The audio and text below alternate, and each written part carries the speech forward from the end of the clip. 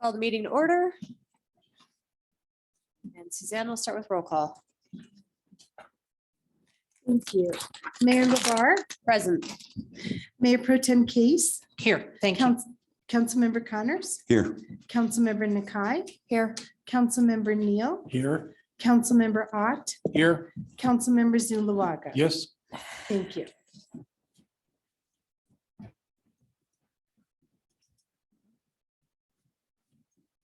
Pledge allegiance to the flag of the United States of America and to the republic for which it stands, one nation, under God, indivisible, with liberty and justice for all.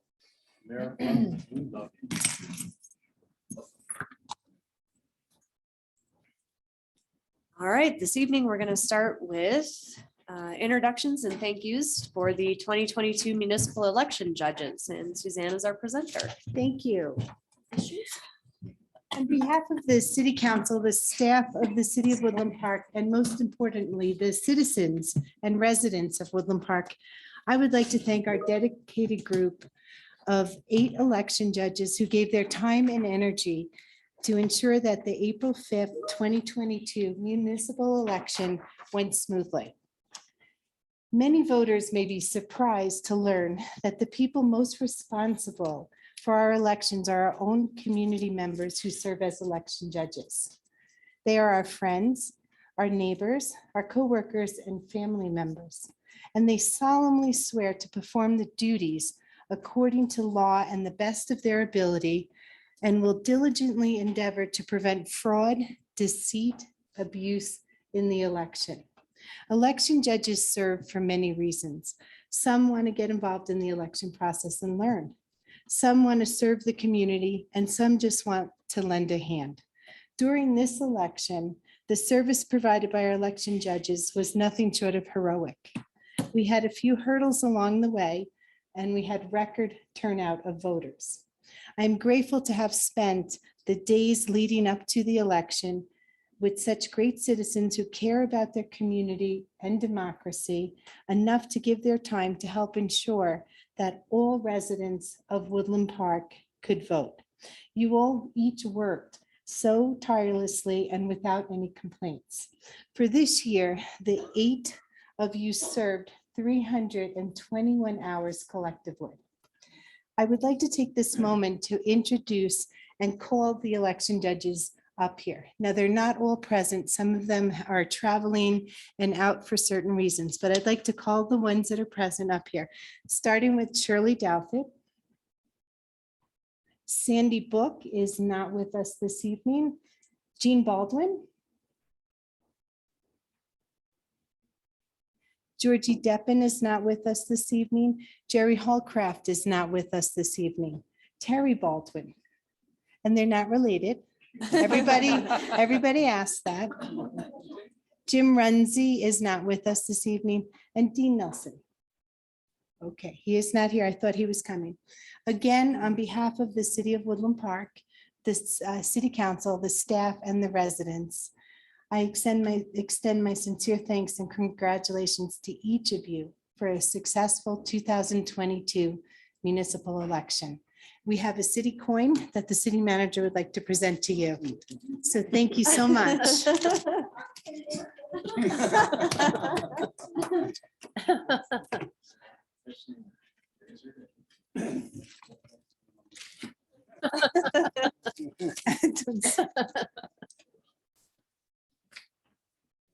Doesn't even get you in the pool. Mm-mm.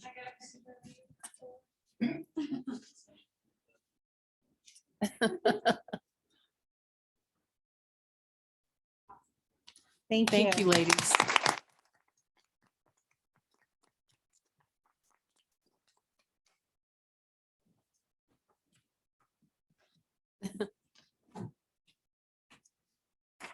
All right, we're going to move on to item 3B, and that is a welcome and congratulations to us by the county commissioners. So if you gentlemen would like to come up.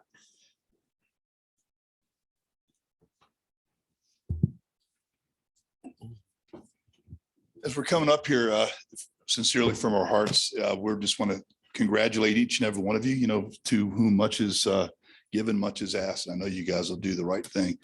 For those of you who continue to serve, both of you at the end there, thank you so much for staying with us.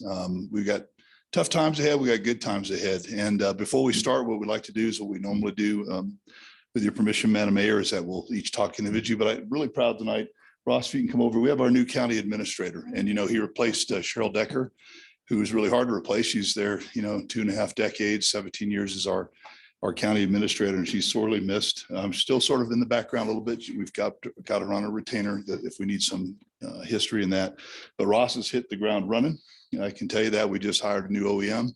That'll be announced here shortly. He's meeting with folks. He's having breakfast with city managers. He's formed a great relationship already with Mike. So before we begin, I'd just like to introduce Ross to you. And Ross, you say a few words with your permission, ma'am.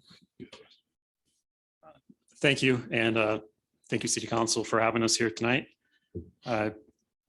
Looking forward to working with City Manager Lawson.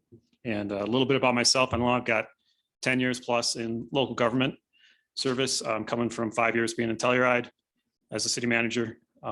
Before that, I had 10 years plus in corporate financial services. So working for large corporations. So very excited to be here. Very excited to collaborate and work together. And thank you. Thank you.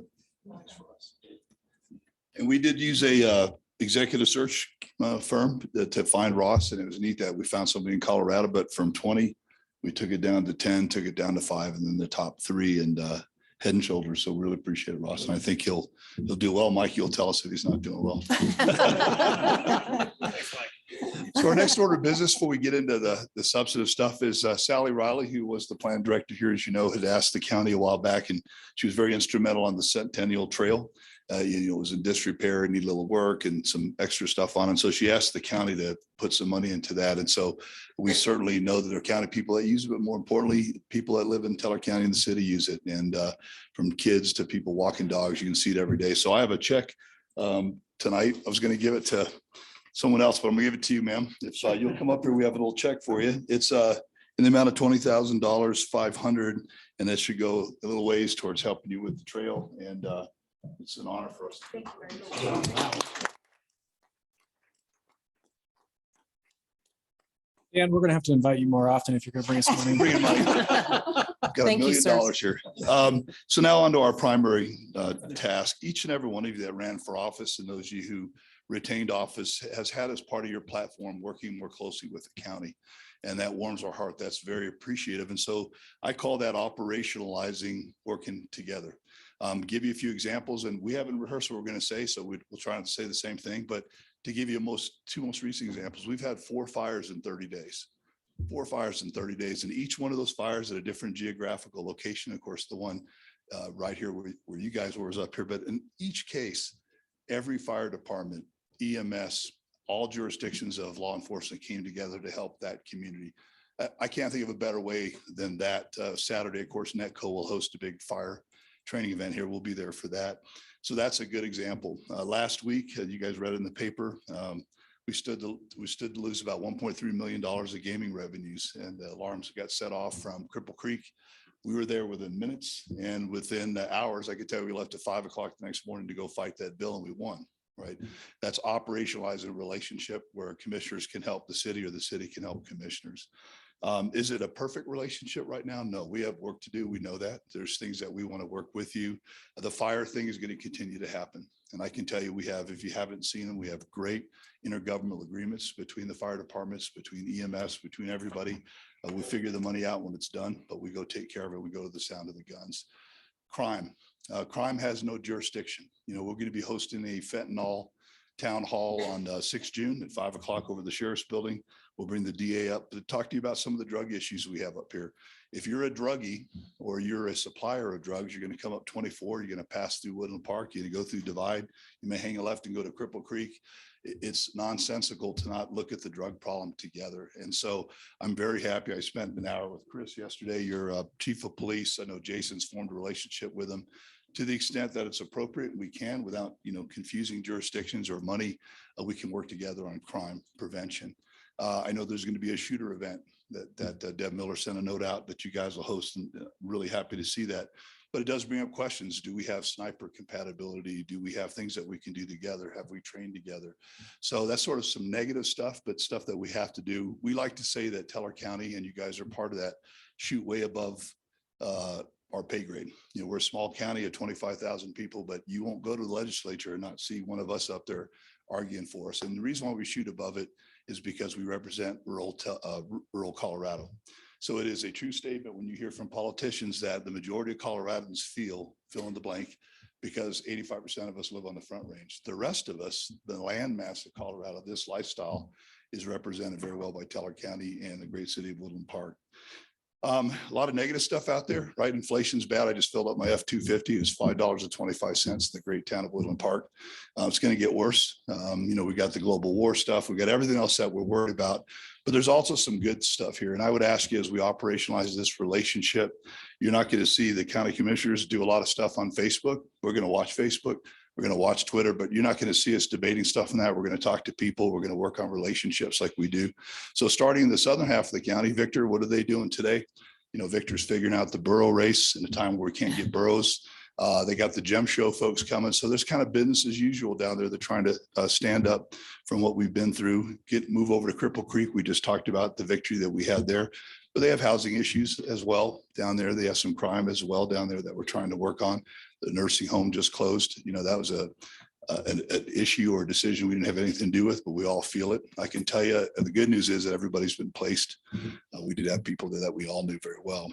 Moving over to Florissant, obviously we're looking at revitalizing a park over there. So we're working with that community, and that's county money being put into a park to help folks out there.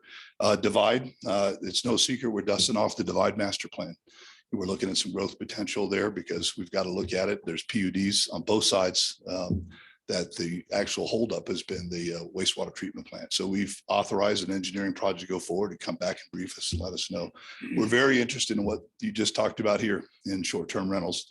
We all have both sides of that argument. For us, it comes down to property rights on both sides. And so we're looking at that to see how that goes. So those are just some examples of what we'd like to do along with the city of Woodland Park and the other cities, just to keep working together. But I think we're going to have some challenges this summer, and I think we're going to rise to the occasion. And not that the fire you had was a training event, it was very real. Just so you know, the three of us got together, wrote the emergency declaration. We called Hillary, we called, I think Mike and I talked, I don't know how many times, and there were already tankers in the air coming here. So that was a wake-up call for all of us. So we'll continue to do that. That's all I really wanted to say. But again, I'll end with, I'll introduce Eric, but just to congratulate you. A lot of expectations from this council. We're very, very pleased to work with you, and we will work with you. So thank you. Eric? Hey, Dan, real quick, when was the fentanyl?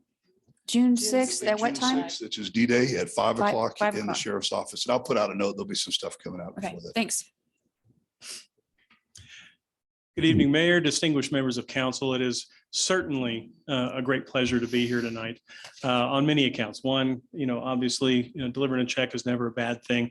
And we're really happy to be able to participate with you guys on that. And we really look forward to, and actually back, when Dan and I were running, we talked a lot about when we were standing here in the city of Woodland Park, waving signs, is, we can't forget we're standing in the county. We're not just standing in the city of Woodland Park. And I don't think we have. And I think our attitude will continue to move forward, that, if there's great things happening in Woodland Park, we want to celebrate with you. And if there's challenges in Woodland Park, well, we want to participate in what level that you would like us to in order to help find solutions for that. And part of that actually we're working on right now. And I want to thank Michael and want to thank Rob Feltz and some other members of your staff.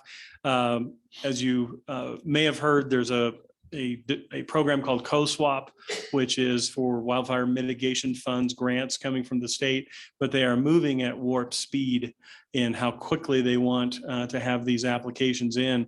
The county honestly has been a little handicapped because we went a period of time without a county administrator. As Commissioner Williams mentioned, we just hired a new OEM, so we were without OEM staff. So we actually have, by necessity, we've had to rely on city staff to help push through a project for co-swap. So I do want to thank you, Michael, here in public for that. We're continuing to work on it. I have every confidence we're going to meet the deadline on that. But the primary purpose of this grant that we're looking to apply for is to protect the infrastructure of the city of Woodland Park, the homes and properties within Woodland Park, the highway as an evacuation route within Woodland Park, and use these funds. We're looking at a total amount of both cash and in-kind of around $1.25 million, which is the largest investment that will have been made on mitigation probably in the history of Teller County in one big lump. So I do want to thank you for that. And we've got some partners that we're all going to need to work together to bring in on this. But I am here to tell you today that I love the way the staff has been working with us on this, and because it's really been, hey, let's just do this together. And I love that because I really believe whether it's the county in Woodland Park or the county in Cripple Creek or the county in Victor, is that working together, there's not a problem we can't solve. There's not a challenge that we can't overcome. So really do appreciate that. I'm kind of the lead transportation guy on the commission, and I've already had lots of interaction both with the city manager as well as Robert, who serves with me on PPACG on one of those transportation committees. And I'll try to keep you guys informed of what's going on. Specifically with projects that are supposed to happen, but unfortunately never seem to happen, including for those who haven't heard yet, the Highway 24 overlay project has been delayed a year. And I'm pushing right now very hard to get them to come in and invest some money in patching and repair, because if you recall, that highway was supposed to be done 2 years ago. They delayed it for right-of-way acquisition for some ADA requirements. So, but didn't do any maintenance or repair on it in that year. Now we're looking at another year without that. So we really need them to do that. They were saying maybe late July. I think we need to push them to get in just as quick as possible. And any pressure that you guys can apply on that level to CDOT would be helpful, because then we got pressure coming from two directions. So, but beyond that, I won't take any more of your time. But again, I'm super excited. I'm excited about the summer. We were standing outside and got the National Day of Prayer going on at the park. You guys had a big meeting going on here. The parking lot's full. People are walking their dogs all around, and it's just that season of energy and kind of rebirth. And I'm just, I get energized by it, and I'm energized by the future with you guys. So thank you. Thank you, ladies and gentlemen. I appreciate being here. I welcome the opportunity to speak. I won't say anything that these guys didn't do. I'm batting cleanup, but I do like to convey my congratulations for you guys who were elected, and continue working with the folks who weren't on the election. But we're very happy to work with you when we have things that we can do together. Obviously, the power of groups together can do a lot more than singular groups. I'm very much looking for that, because we got some subjects coming down the pipe in the next 6 months or a year that I'm sure we can work together on. The other thing I'd like to throw out there for your consideration, and we can figure out the details later, but for years and years, we used to have group meetings where we'd get city council and commissioners together, and we have elected officials meeting like quarterly. And we did that for the north half of the county. And then we also did it for the southern half to meet with Cripple Creek and Victor, where we'd all just get in a room on a Tuesday or Wednesday morning and say, what's going on in your world? Where can we start having conversations? Where can we get things done? And then I'd like to see if we can restart that. It sort of died. One part of it was, we were missing things to talk about. And then the other thing, obviously COVID hit and everybody didn't want to meet in public meetings and meet together.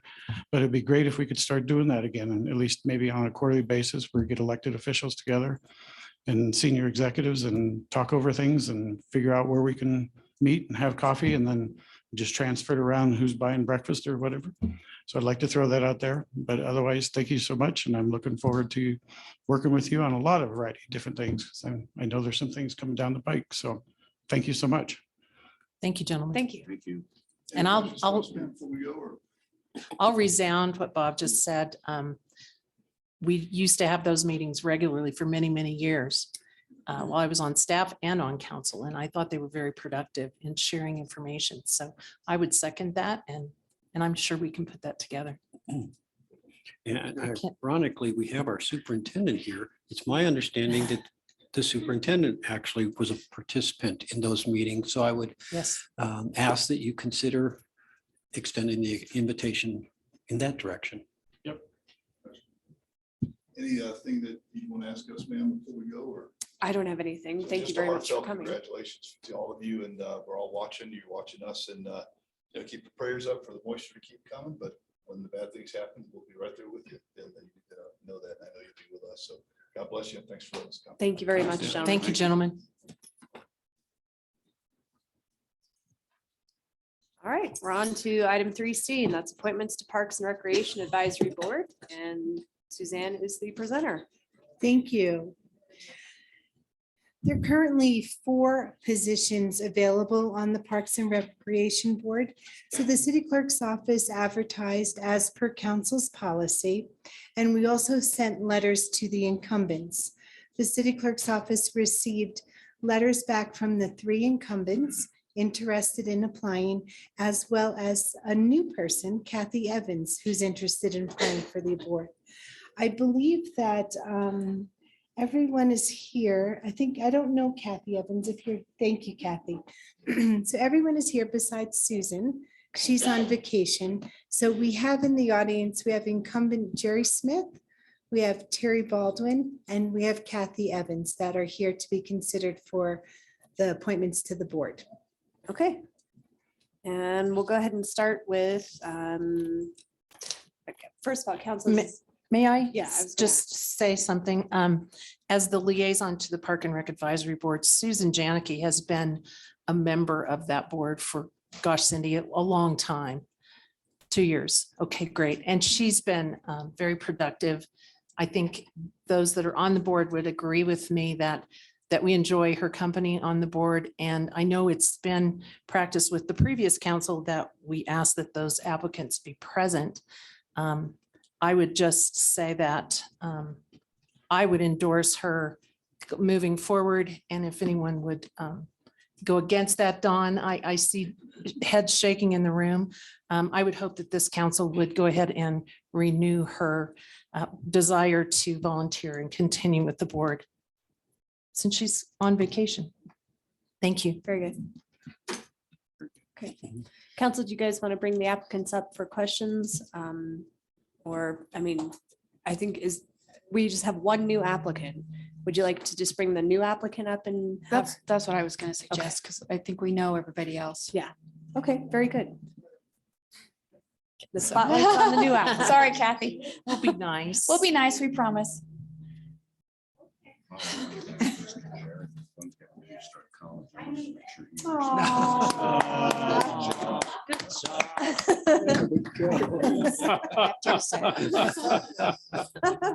Okay, as you can tell, I'm uncomfortable. So anyways, where do we start?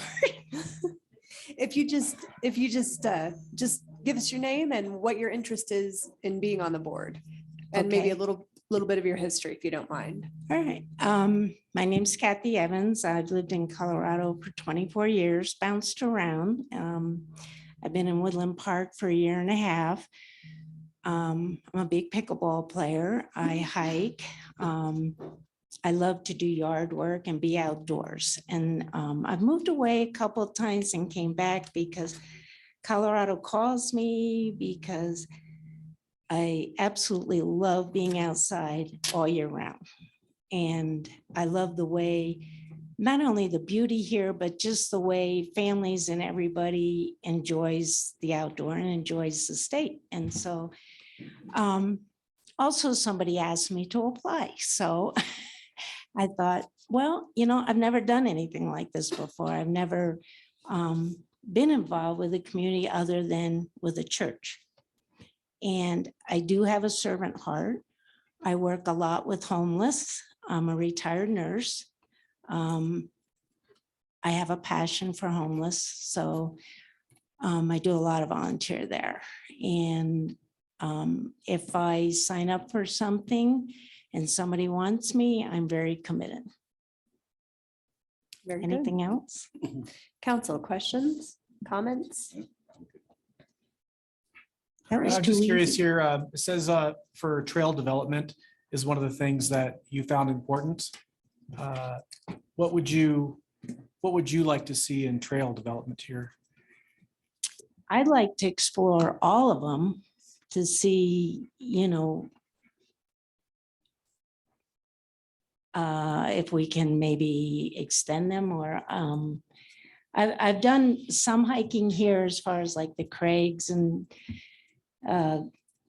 Gulch, Level Gulch, thank you. Moeller State Park, over by the reservoir. Anyways, I do that walk on 67 a lot. Utilize the dog park. So I'm not quite sure how to answer that. I'm being very honest. Okay, thank you. We're about to embark on the Parks, Trails and Open Space Master Plan revision. And in that a big part of that is trail development. So that would be of interest for you, it sounds like. Mhm. Excellent. Yeah. Okay, council, can I get a motion? Just before the motion, I just want to say thank you for being willing to step up, and you're going to learn a lot more as you step into it. Well, it's a good opportunity. I've, like I said, I've never done this before. And when I was approached about it, I had to think about it. And I thought, I'm 70. It's a good time now to get involved with the community and try something different. Excellent. Very good. So, Yeah, Mayor LeVar, did you want to do this? Can we just do it in one lump sum or a group? It says Sorry. council's comfortable. If you're comfortable with the current board members who've come back to be reappointed and you guys want to just do it as a lump sum, I'm fine with that. Or if you had individual questions for any of the members. Did you? Well, I like the tradition of having folks come up and introduce themselves to us and let us know where they're at. And for those who have already been on the board, it'd be great to give us an update of what they have seen over their tenure and just give us an update. So I think it's worth the time to have them come up and share what they've got going. And then if you want to do it as a, well, we should still do them individually, in my opinion. Okay, we'll have Jerry, if you'd like to come up and just give us a recap of your time on the board, and we'll just keep these brief for everyone. And You want me Kathy, to you're welcome sit? to have a Okay. seat. So my name's Jerry Smith. I live at 585 Sunny Glen Court. I've been in Woodland Park 4.5 years. Moved here from Houston, Texas, engineer by degree. I'm a PMP still, project management professional. Since coming to Woodland Park for my first 2 years, I was on the Board of Adjustment as an alternate. And then on the Parks and Rec Board for 2 years. I'm also on the board for the Teller County Shooting Society. It's a nonprofit organization. We provide a safe and efficient place range for people to shoot and try to get people out of the national forest. Since on the Parks and Rec Board, last year, a couple of us worked to put together a document we called our guiding principles, which was the vision, mission statement, and core values for the board. And that kind of helped, I think, bring us all together a little bit, maybe. And then last year, I was on the committee with Don and Robert on the comprehensive plan. We worked on the sustainability section and the park section, developed the goals, objectives, and action items for that. And then currently, I'm working with Cindy and a couple others on the review of the RFPs for the two companies bidding on the parks plan. And that's, I think, what I'm most excited about moving forward is getting that consultant on board, engaging the community to help get that plan finished and move forward. So anyway, I appreciate all your support. Thanks, Jerry. Council questions or comments? Sure. Mr. Jerry, Yes, you son's getting ready to start college? my son, who Yeah. is You also. do realize this is a non-paid position? Thank you. I appreciate everything you're doing. He's also an Eagle Scout. It's Yes, just- I know. It's awesome. Thank you. Uh-huh. Okay, Anything else? very good. And Thanks. then we also have Terry.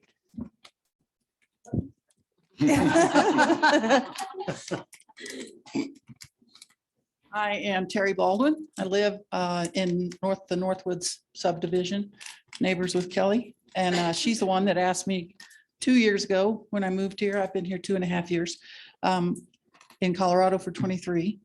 Asked me to be on the Parks and Rec or apply for it. I enjoy this group quite a bit. We all look at things very differently and vote differently on different things, but get along real well. It's a fun group to work with. I'm also worked with Cindy to review the RFPs, the 2 consultants that want to help us with our master plan. I'm looking forward to that kind of unfolding. I'm a retired high school administrator and have a master's degree in education. Counselor, was a paralegal for a while. So I'm a jack of all trades and then master of none. And I'm- Awesome election judge. Yeah, that too. Awesome election judge. Well, it was fun. So I appreciate just being able to be involved. I mean, in the community and help in whatever way that I can. So questions? Council, questions, comments? No. Dawn, did you have any questions? Thanks, Terry.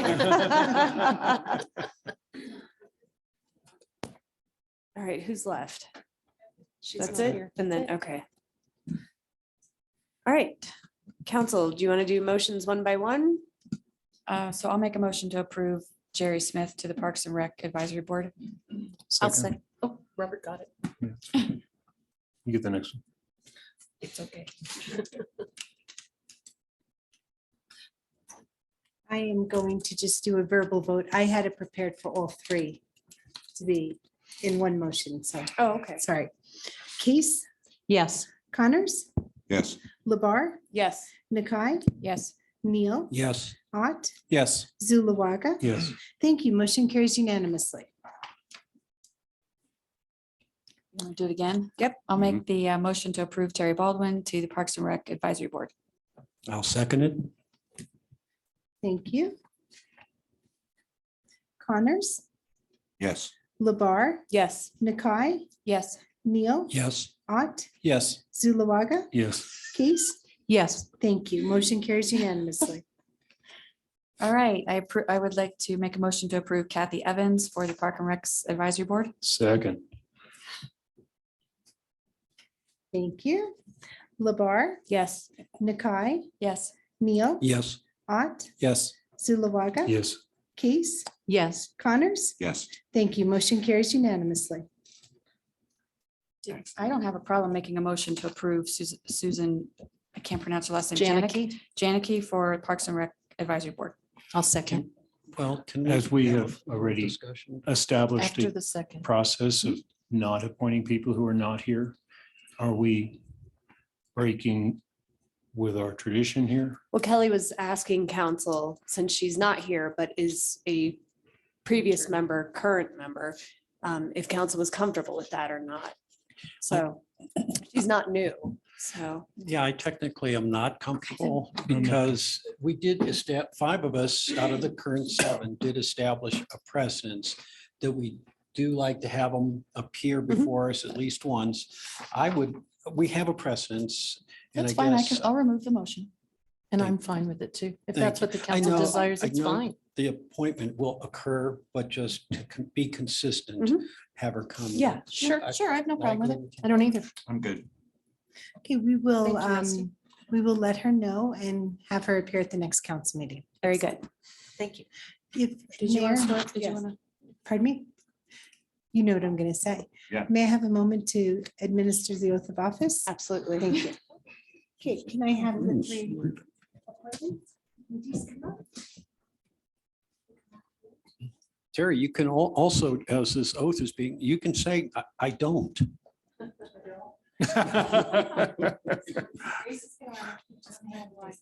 She was whispering to me. She said, no.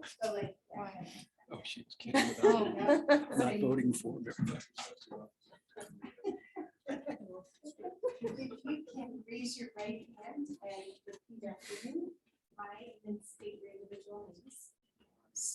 Do solemnly swear that I will support the Constitution of the United States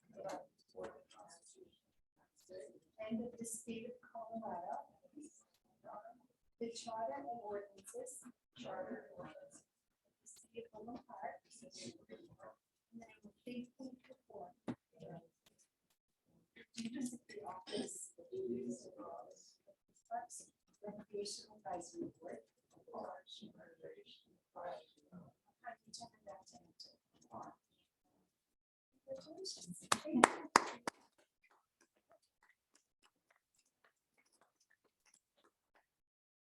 Just like that here for you to sign. Well, you know,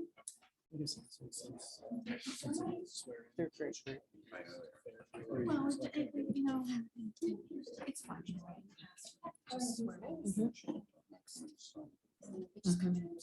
They were at your.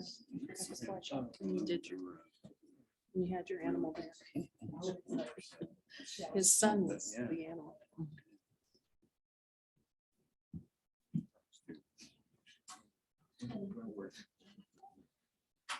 Thanks very much.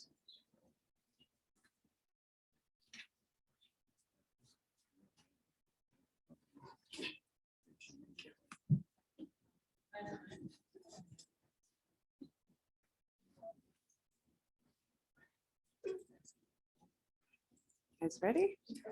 All right, we're going to move on to item 3D, and that's presentation of Police Community Engagement Forum. And our Chief of Police, Chris Deisler, is here. Good evening, everybody. It's nice to see you all again. Always appreciate the time to come before you to highlight some of the work of your police department, not only in the past, but in some of the things that we're going to do as we move forward.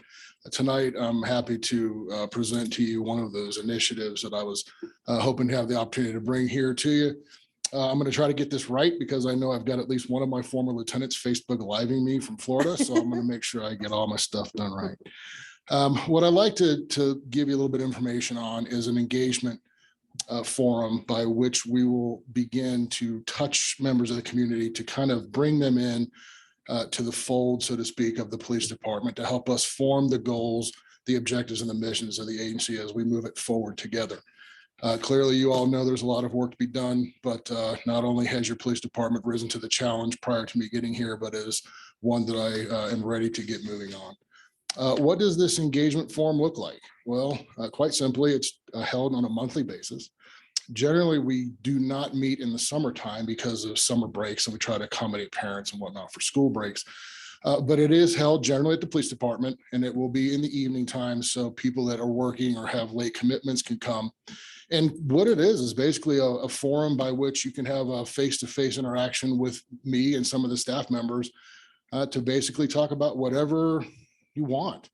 It is an apolitical forum. We invite everybody to come and just participate as members of the community with a common goal. And if you have a problem or a question or concern about a crime trend or a community problem or something that you'd like to propose as a way that we might be able to do something better, that is the perfect time to bring those to us outside of any other times via emails or phone calls.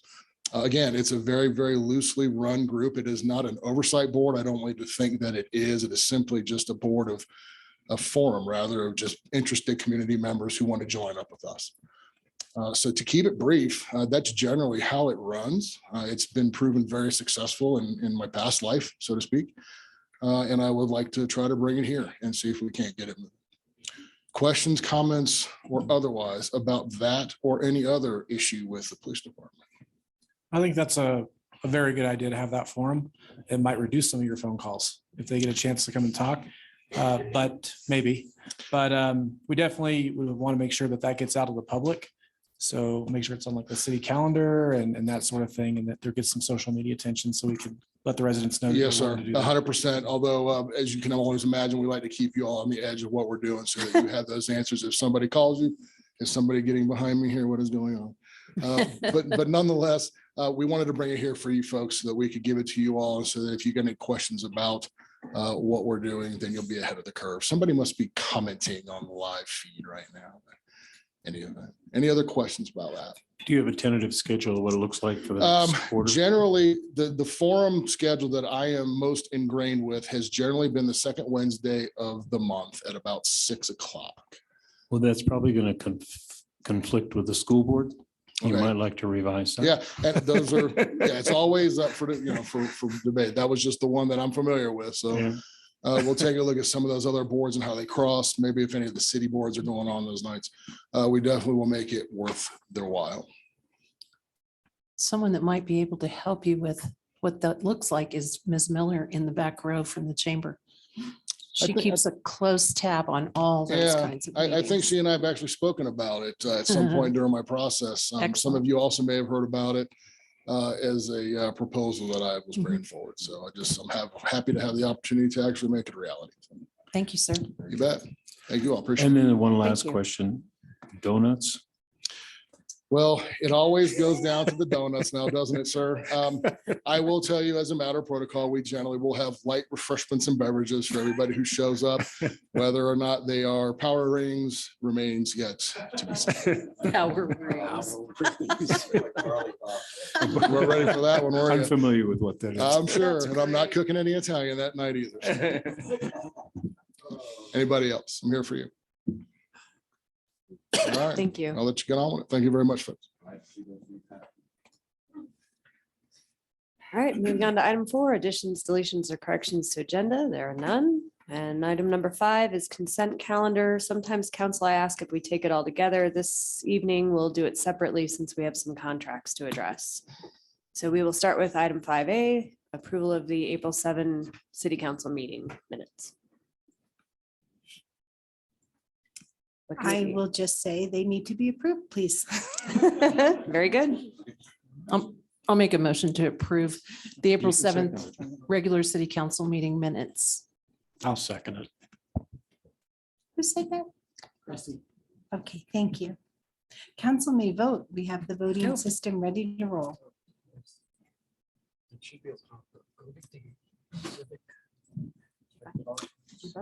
I did. Cool. Grace is my hero. She's my hero. Not seeing it. She's my hero. Suzanne, also. we're going to have a She little was problem. awesome. David is not even logged on to Civic Plus Way to go. or Civic. You Clerk. should have got Grace. It's Woodland Park. Do you, Suzanne, do you want us all logged in? Would you like Grace to help him real quick, or do you want us to just do a verbal vote? It's up to you, Mayor. In the essence of time, we can just do verbal Let's go ahead and do. and then he can get logged in for the next vote. Okay, let's go ahead and do verbal for this one. Okay. And so this is for the approval of the April 7th city council minutes. Nakai, Yes. Neil, Yes. Ott, Yes. Zulawaga, Yes. Case, Yes. Connors, Yes. Labar. Yes. Thank you. Motion carries unanimously. Okay, we're gonna move on to item B. That'll be approval of the March 2022 Statement of Expenditures. And Aaron is our presenter for that. And Aaron, if you have anything to present, you can drag it out for a minute. If not, So David can. we get can logged just in. do a verbal vote. I can ask you a question. Sure. We paid for election systems and software, $6,811. Is that the Dominion software system? No, it's called AccuVote. We don't- AccuVote? We do not use Dominion here at the Well, city. folks would be really happy to know that. So yes, it's for the rental of our election equipment. Got it. Thanks. Wow. Yep. So David, are you able to participate electronically? Okay, that's fine. We'll just go ahead. Maybe I could ask Aaron about Bitcoin while we're so. and- Oh, okay. All right, we're gonna go ahead and, can I get a motion, please? I'll move to approve the March 2022 statement of expenditures. as I'll presented. second. Thank you. Neil, Yes. Ott, Yes. Zulawaga, Yes. Case, Yes. Connors, Yes. Labar, Yes, Nakai. Yes. Thank you. Motion carries unanimously. thank you. Moving on to item 5C, which is the Baldwin Street Rampart Range Road pavement rehabilitation contract. And is that, Aaron, is that you or Kip? Kip, okay. Aaron can take it. Just before you is the Baldwin and Kelly's project.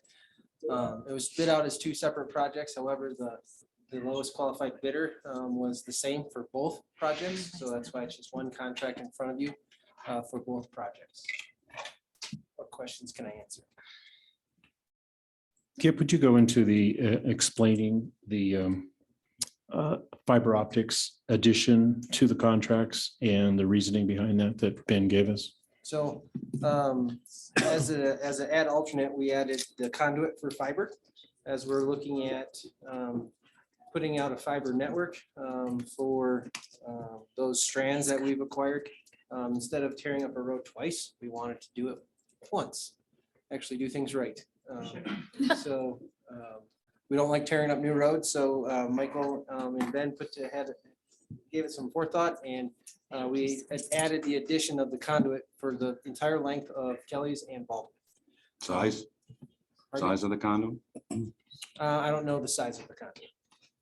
What was the price addition, if any? $700,000. That's all of that. So More than what we already appropriated? Correct.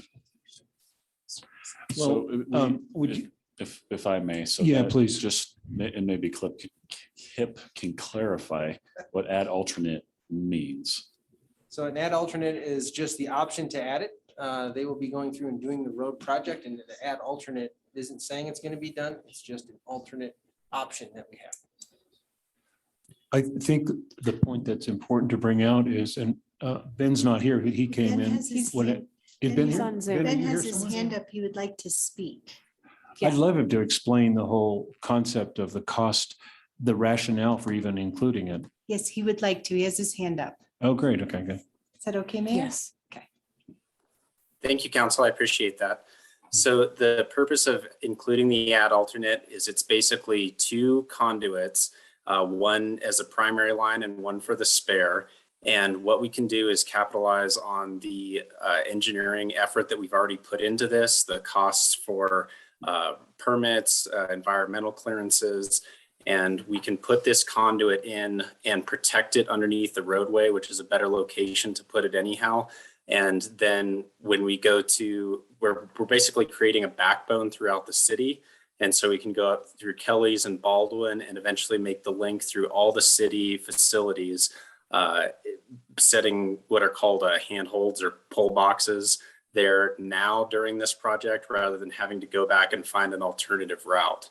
And the reason we chose these routes to include as an add alternate is because the right of way up Highway 24 is very congested, and to do bore shots and tear up sidewalk and things like that there would be substantially more costly. And so the purpose of an add alternate is that you put it into the contract and we can say, here's something we'd like to design in, leverage the bids that we get, and kind of the economies of scale that we get when we have a bigger project rather than doing this individually.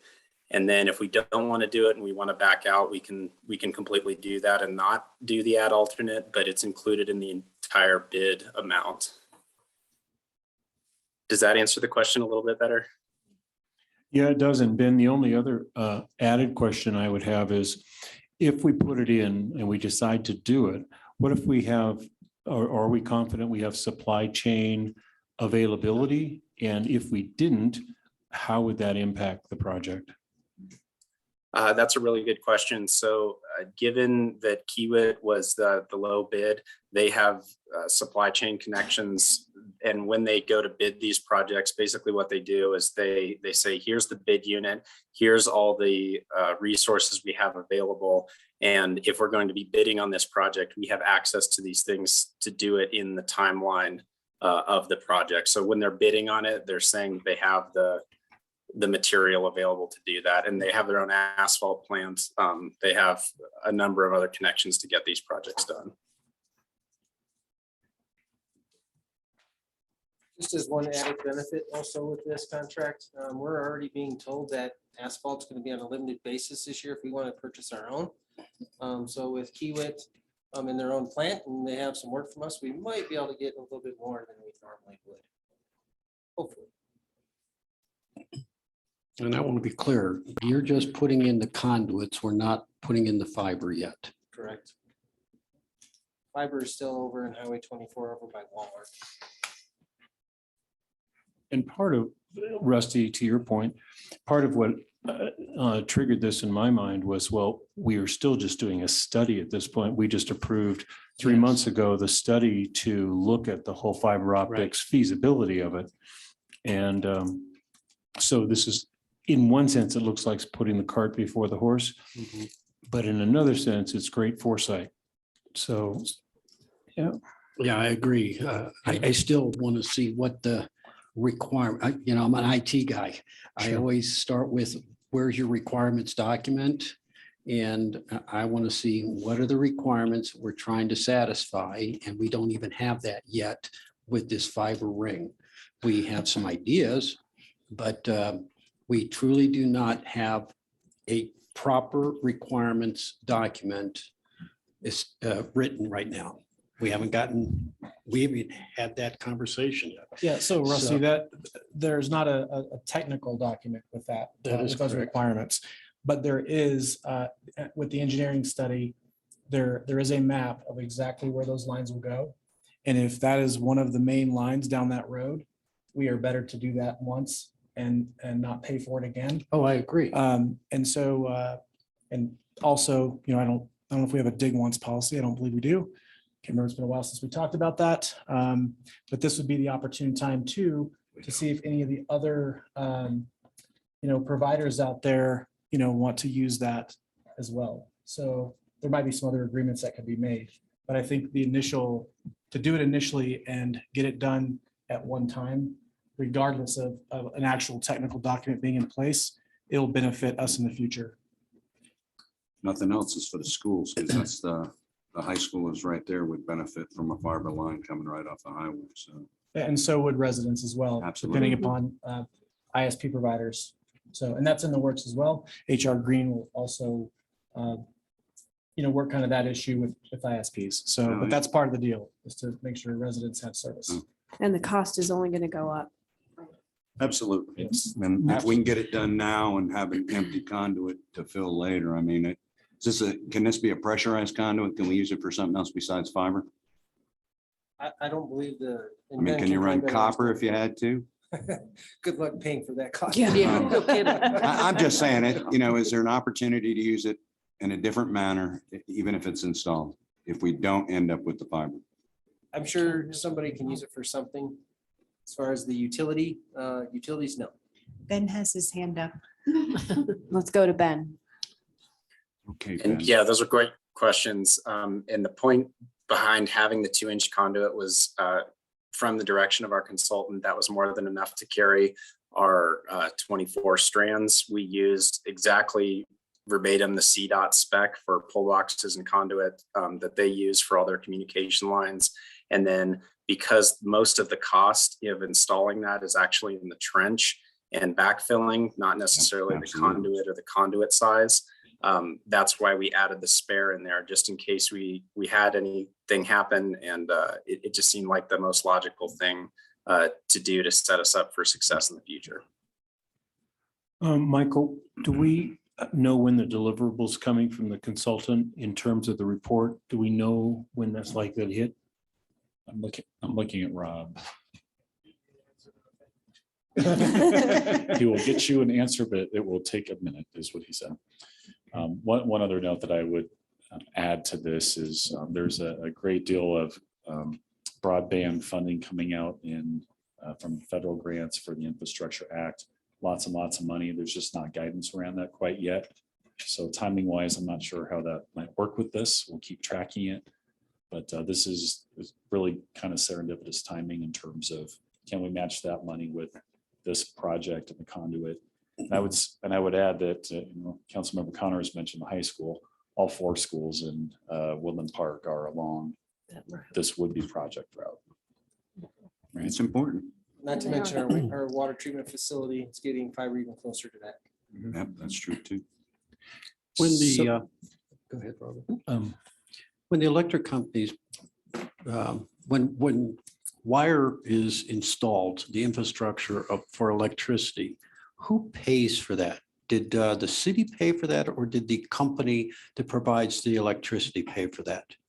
To, Well, Core Electric, all of their lines, who actually paid for that when all those lines went in? Didn't the electric companies do that? It's a public utility. And I keep fighting this on this council because I come from the domain of recommending to municipalities not to get into the IT space. It belongs in the public sector. And now the citizens are paying for these conduits when if it were any other utility, a utility provider, commercial, would be paying for that. And that, I guess that's my concern. Yes, I see the wisdom of dig once, put the conduits in place, but in my world, we would have partnered with a commercial enterprise that's going to wait a minute. Let me clarify. finish. We are doing that. That's exactly what the HR Green study is about.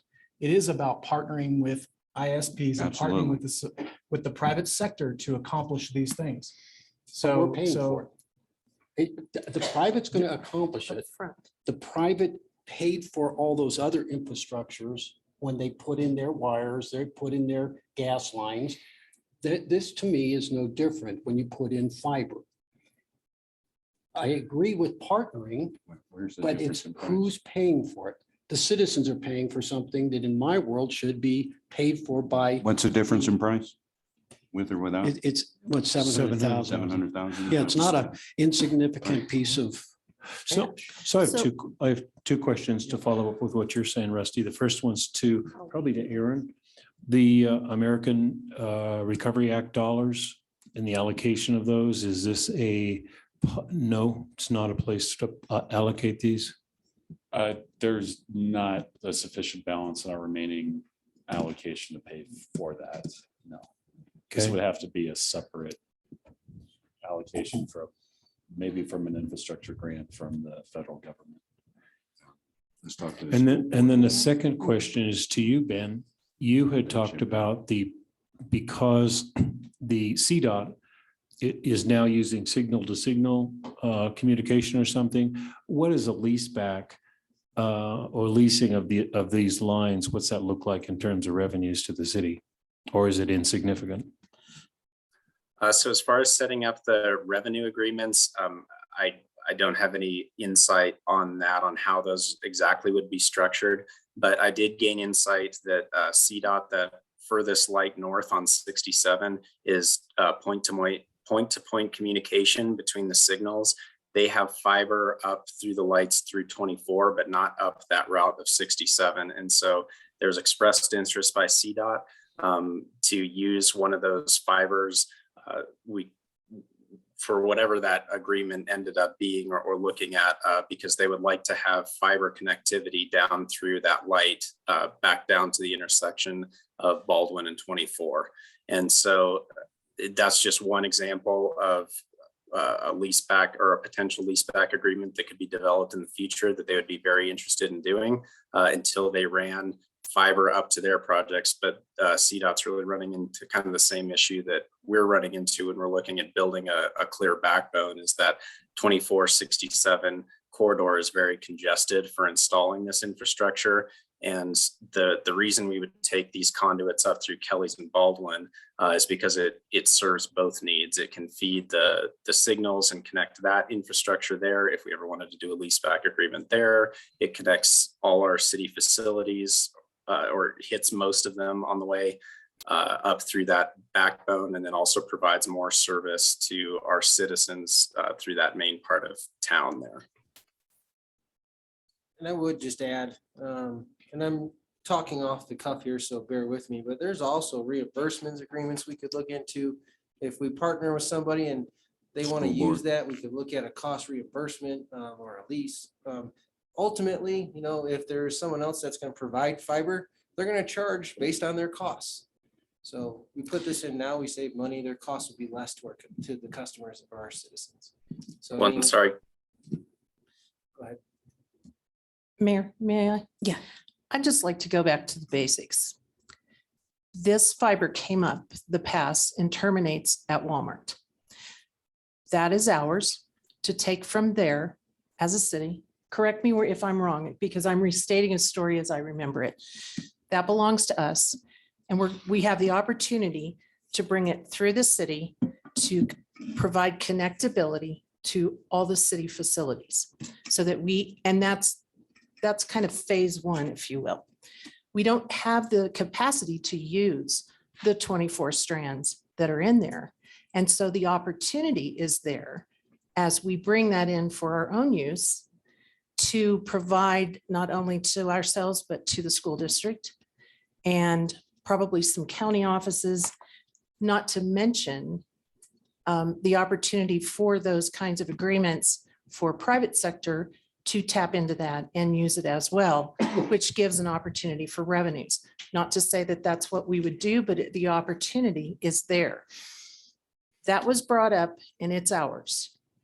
And we need to bring it so that we utilize it for our own use for many different things, communication, et cetera. And it provides opportunity for the rest of the assets that provide service to the city, citizens is what I mean by city. For school districts, all those schools run that route. And I just see great benefit for the investment in bringing our service into town. So that's just some history as I remember it, if that helps. And Right. completing the history, I mean, during 2 years ago, when we were talking about this with Darren Tangeman, and I was cautioning him about the city thinking that we would become an ISP. Not at all. And that's what we were promised. We would not be, the city would not, because it is, we have no budget for running a proper ISP. Oh, not at all. And I don't think that was the intent. It's just the service. It's that infrastructure to then let providers provide. And for what it's worth, we've talked about this several times. I'll Sorry, reiterate you're right. again. We have zero interest in being an ISP. Zero. Zero. Cities that have their own electric utility, Longmont, Fort Collins, a few others, they can do this relatively easily because they have the infrastructure in place to do that. Generally, I don't know if I know any examples of cities that don't own their electric utility that have become their own municipal ISPs. I'm sure there's a few somewhere else, but not in Colorado that I know of. We don't have the expertise. We don't have the money. We don't have the desire, at least on my part, to have anything to do with that. So I just, to put your mind at ease and anyone else, but to follow up on that, on the public-private partnership concept, and Councilmember Ott will recall this, that we, when going through that RFP process to select HR Green, there were several companies who also responded that had a little bit different proposal that we weren't ready for at that time. But without naming names, there are several companies in the area that have, that are just waiting, salivating to be able to partner with us. And they have very aggressive proposals that would yield what I believe are pretty fair revenues for the city, and offering good gig, super gig service to all of our residents too. So for what that's worth. I Well, don't wanna maybe be an even the ISP. opportunity to go even further into the county. Because I know that's always a challenge, is in the more rural parts of our county. And I know that, I mean, we were just talking about those kind of partnerships, but this is an asset that we own, that we have an opportunity to bring through town to provide great service to our citizens and our entity and many more that provide great opportunities and services to our citizens. Yeah, and Kelly, and to Rusty's point, I get it about charging citizens. I get that. Sure. For private enterprise. So my point though, which was what I was trying to get across to you, was that these folks that we talk to, there are companies that are willing to pay for the infrastructure to put it in. So depending upon the timing of this, if we agree to do this and this engineering study comes back and they say this is what we want to do, and we do have, a company that's willing to come in and do that, then that could be something that they would pay for then. So we plan for it now. We could maybe not pay for it ourselves until we're ready to do it, but we delay whatever that is until we can do both things at once with whatever private sector company wants to pay, for that portion anyways, so that we're not doing this twice Because And- regardless, and it'll cost David- us more money in the long run. if we David, have what to you're do it. saying makes a lot of sense because, and the citizens may not know this because some of them may not have IT, you do, but Frank does. We did purchase 24 strands. 20 fiber is used in pairs, so you really have 12 pairs. The total bandwidth that the city staff, police, schools, the bandwidth that the city would consume right now under what we would use it for is one pair, maybe two. So you really have two. So one for a backup. Yeah. So we do have an enormous overkill in what we purchased.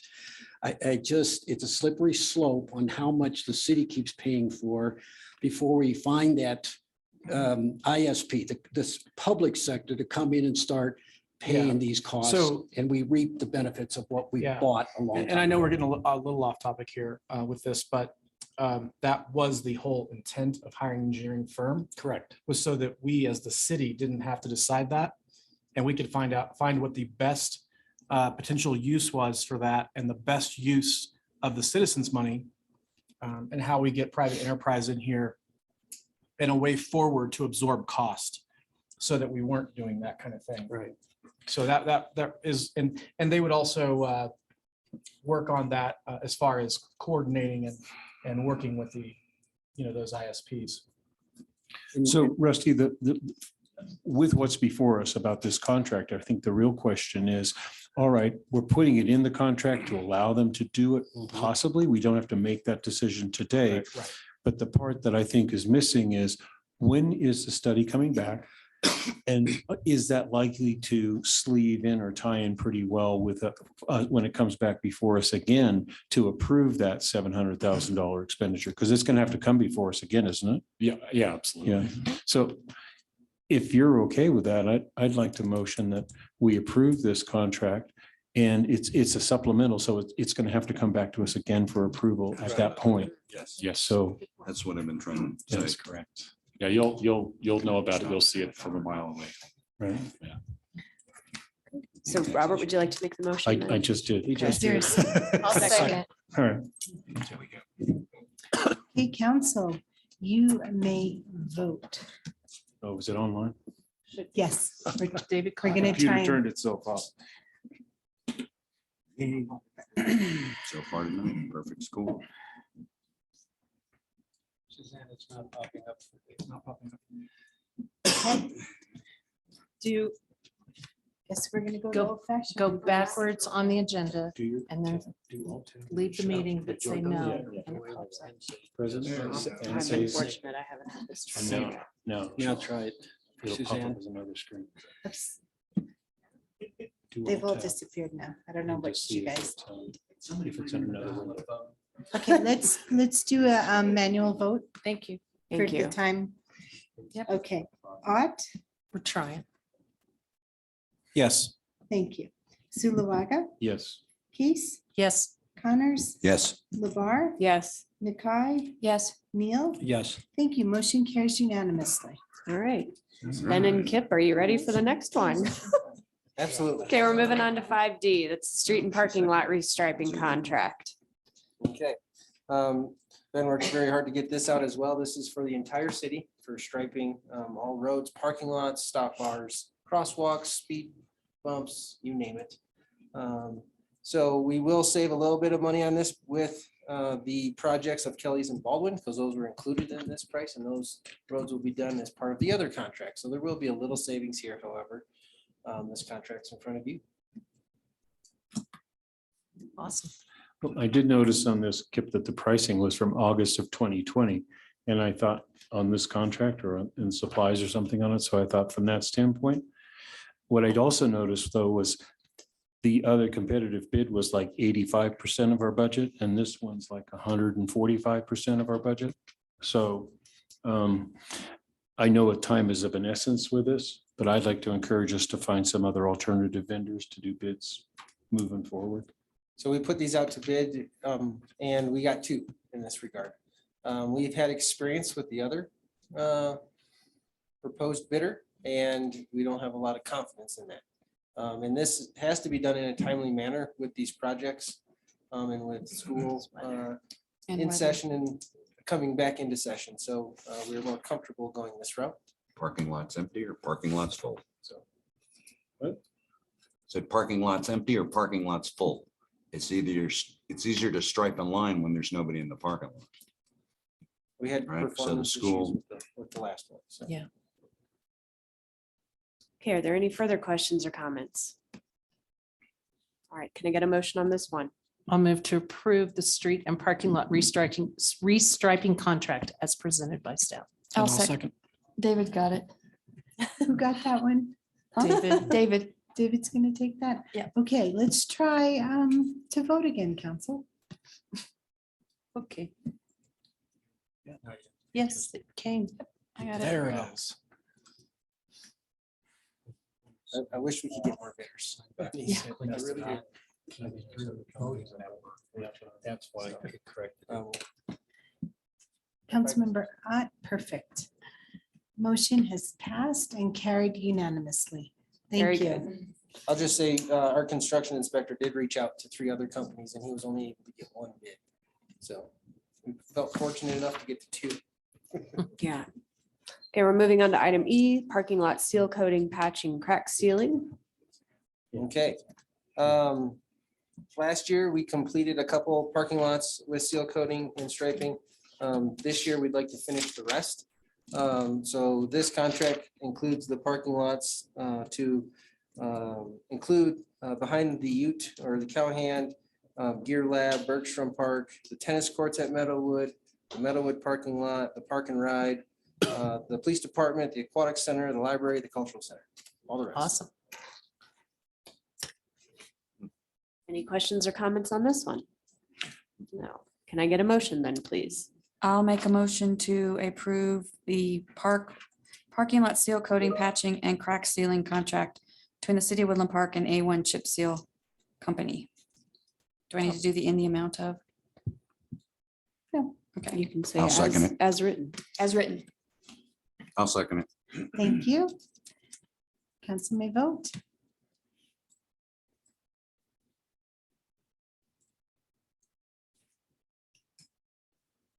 Really?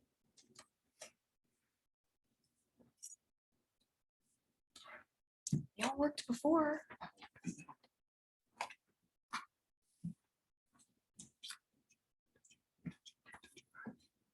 Thank you, council. Motion has passed unanimously. I do have one add-on. if that's Sure. okay. So with this contractor A1 chip seal, Ben's also done a really good job with putting together another contract that went out to bid and we got proposals for chip seal around town. So catching us up for 3 years in the amount of roughly $350,000. The only reason I bring this up to you because it's the same contractor, they might be in the area. We got a good price on that. So we might be bringing this forward depending on Highway 67 project, because that has not went out to bid. And the way we're seeing bids come back now a lot higher. We might try to swap those, so we just want to give you a heads up at this time, because this contractor it was also the only one to bid on the chip seal. Okay, very good then. Just have a quick question, Kip. Have we used them before for Yes, we anything? A1? Okay. Yeah, they've actually done most of our chip seal around town for since I've been here, 10 years. So they always come back with the best pricing. Do they do CDOT projects? I don't know.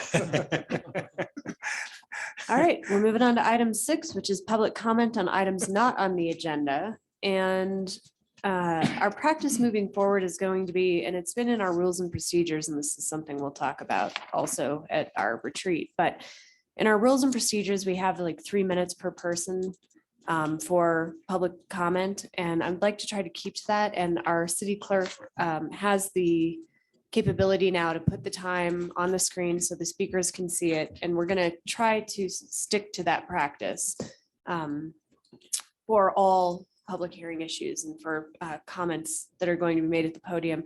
And also, I'll try to remind the public each time that the the entire council is to be addressed, not individual members, and there will not be go-between between members of the public at the podium and council members. If members of the public have a question for council, they're welcome to ask the question, and we will have staff look into the topic and get back to public with the answer. So I just wanted to kind of reiterate that, since this is sort of our first new official council meeting. And council, if I fail at it, yell at me for time, let me know. And with go-between, all of us need to, monitor each other. I'll do my best to monitor. I know that sometimes it's hard because we get a really simple question and we want to just say yes or no. But really our job is to say thank you, and staff will look into that for you. So I just wanted to reiterate that. And with that said, I do have. Mayor LaBarre. Yes. You want to take that away? I thought they had 5 minutes, not 3. It can be 5, but looking at all the city councils from around the state, everyone does 3 for public comment, especially public comment not on agenda. If we have a public hearing with a particular matter, we can set the time to 5 minutes, 10 minutes, 3 minutes. I'd like it to be 3 minutes for each speaker for the sake of time. So, and chair can also set the time limit. So. So you're suggesting that it's not that that's where it is. Right now it's 5 minutes. I think it's. Well, I'm Suzanne, just did you thinking look of and our see? favorite Michael, who comes in and has. I know. He's one. And then I think of the other lady, the blind lady who comes in. I remember her saying something like, tell me when it's 4 minutes. Sure. And so that she could spend the last minute. So I just, if we can. No, it's at your discretion currently. There's Yeah, not I a don't time think we limit have in it the. written in stone in the policy. So, yeah. So if we, and at my discretion, if I want to let them continue where they are, I can let them continue. So it'll This be is items on agenda or not agenda? not on Not on agenda. the agenda. Yeah. So, That and when makes we have public hearings and we have an actual hearing, I will let the public know ahead of time how much time they have at the podium and how they can address council, that it is to address all of us. And I will try to do this at the beginning of every meeting, and especially public hearings, and then on items not on agenda. And I've also asked that it be put on the podium and at the back so that the public is aware. So. Okay, with that said, we have Mr. Miller signed up for items not on agenda. I'm going to try this. Let's see. I'm the director with the library district here, Rampart Library District. This is my chair, Betsy Anderson. And we also have our superstar of a foundation president, Jean, who is one of your election judges. We just wanted to come by to invite you all to a celebration that's really a celebration of you, as well as all the folks from Woodland Park, and including our service area, which is Northern Teller County. Recently, at the end of 2021, we paid off the bonds early that our citizens had voted on to fund our buildings for. As many of you probably know, our buildings are beautiful and they're widely acclaimed, and they allow us to offer so many fantastic services. So we wanted to celebrate the taxpayers, and hopefully you all will come in and celebrate with us. That's going to be in Woodland Park, June 10th from 10 to 2 a.m. or 2 p.m. Sorry. That is a celebration. You Now, that's a all know, library. you all know how to party into the early morning, I hear, but we're not. But we're not going there. So we're gonna go 10 a.m. to 2 p.m. I personally will give you a tour, show you all the fantastic services we offer. Yes, we love books, but we're not just about books. We love doing quite a bit. And I will speak to one other item on the agenda, broadband. I spoke to your representative today, and it was a great conversation, the contractor you had. I was also at the Regional 5 broadband meeting. There's millions, hundreds of millions of dollars coming down the line from the federal government, and potentially a second round of billions of dollars. So we definitely want to partner with you and try to take advantage of those funds to build that infrastructure. So anyway, come by our party, please. Thank you. Thank Yeah. you. Mhm. What's his name again? With federal government's printing. I'm sorry, what's your name again, sir? Yeah. Tim. Tim Miller. Tim Miller. Thank you. Nice to meet you. Hi, Betsy. All right, and next up is Dr. Matthew Neal.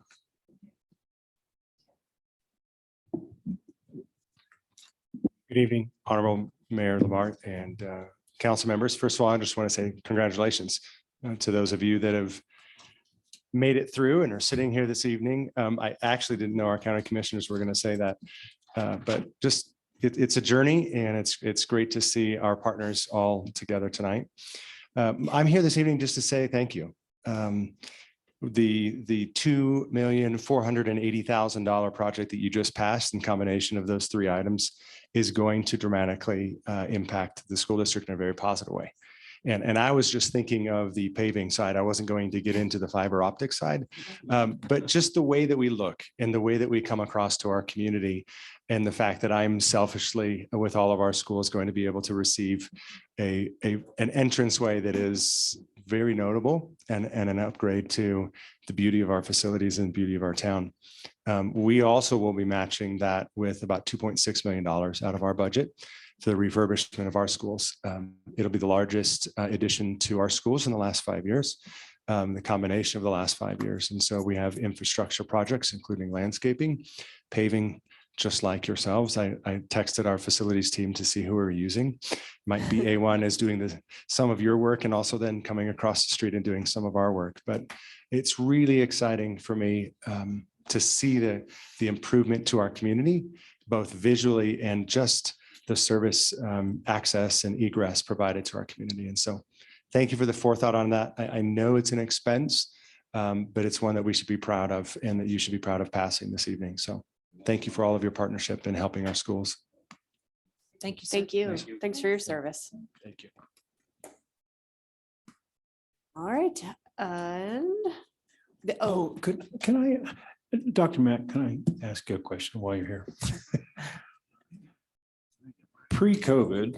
Of course, my pleasure. Oh, good. Pre-COVID, we used to have a process, or at least a quarterly meeting with the school board and council.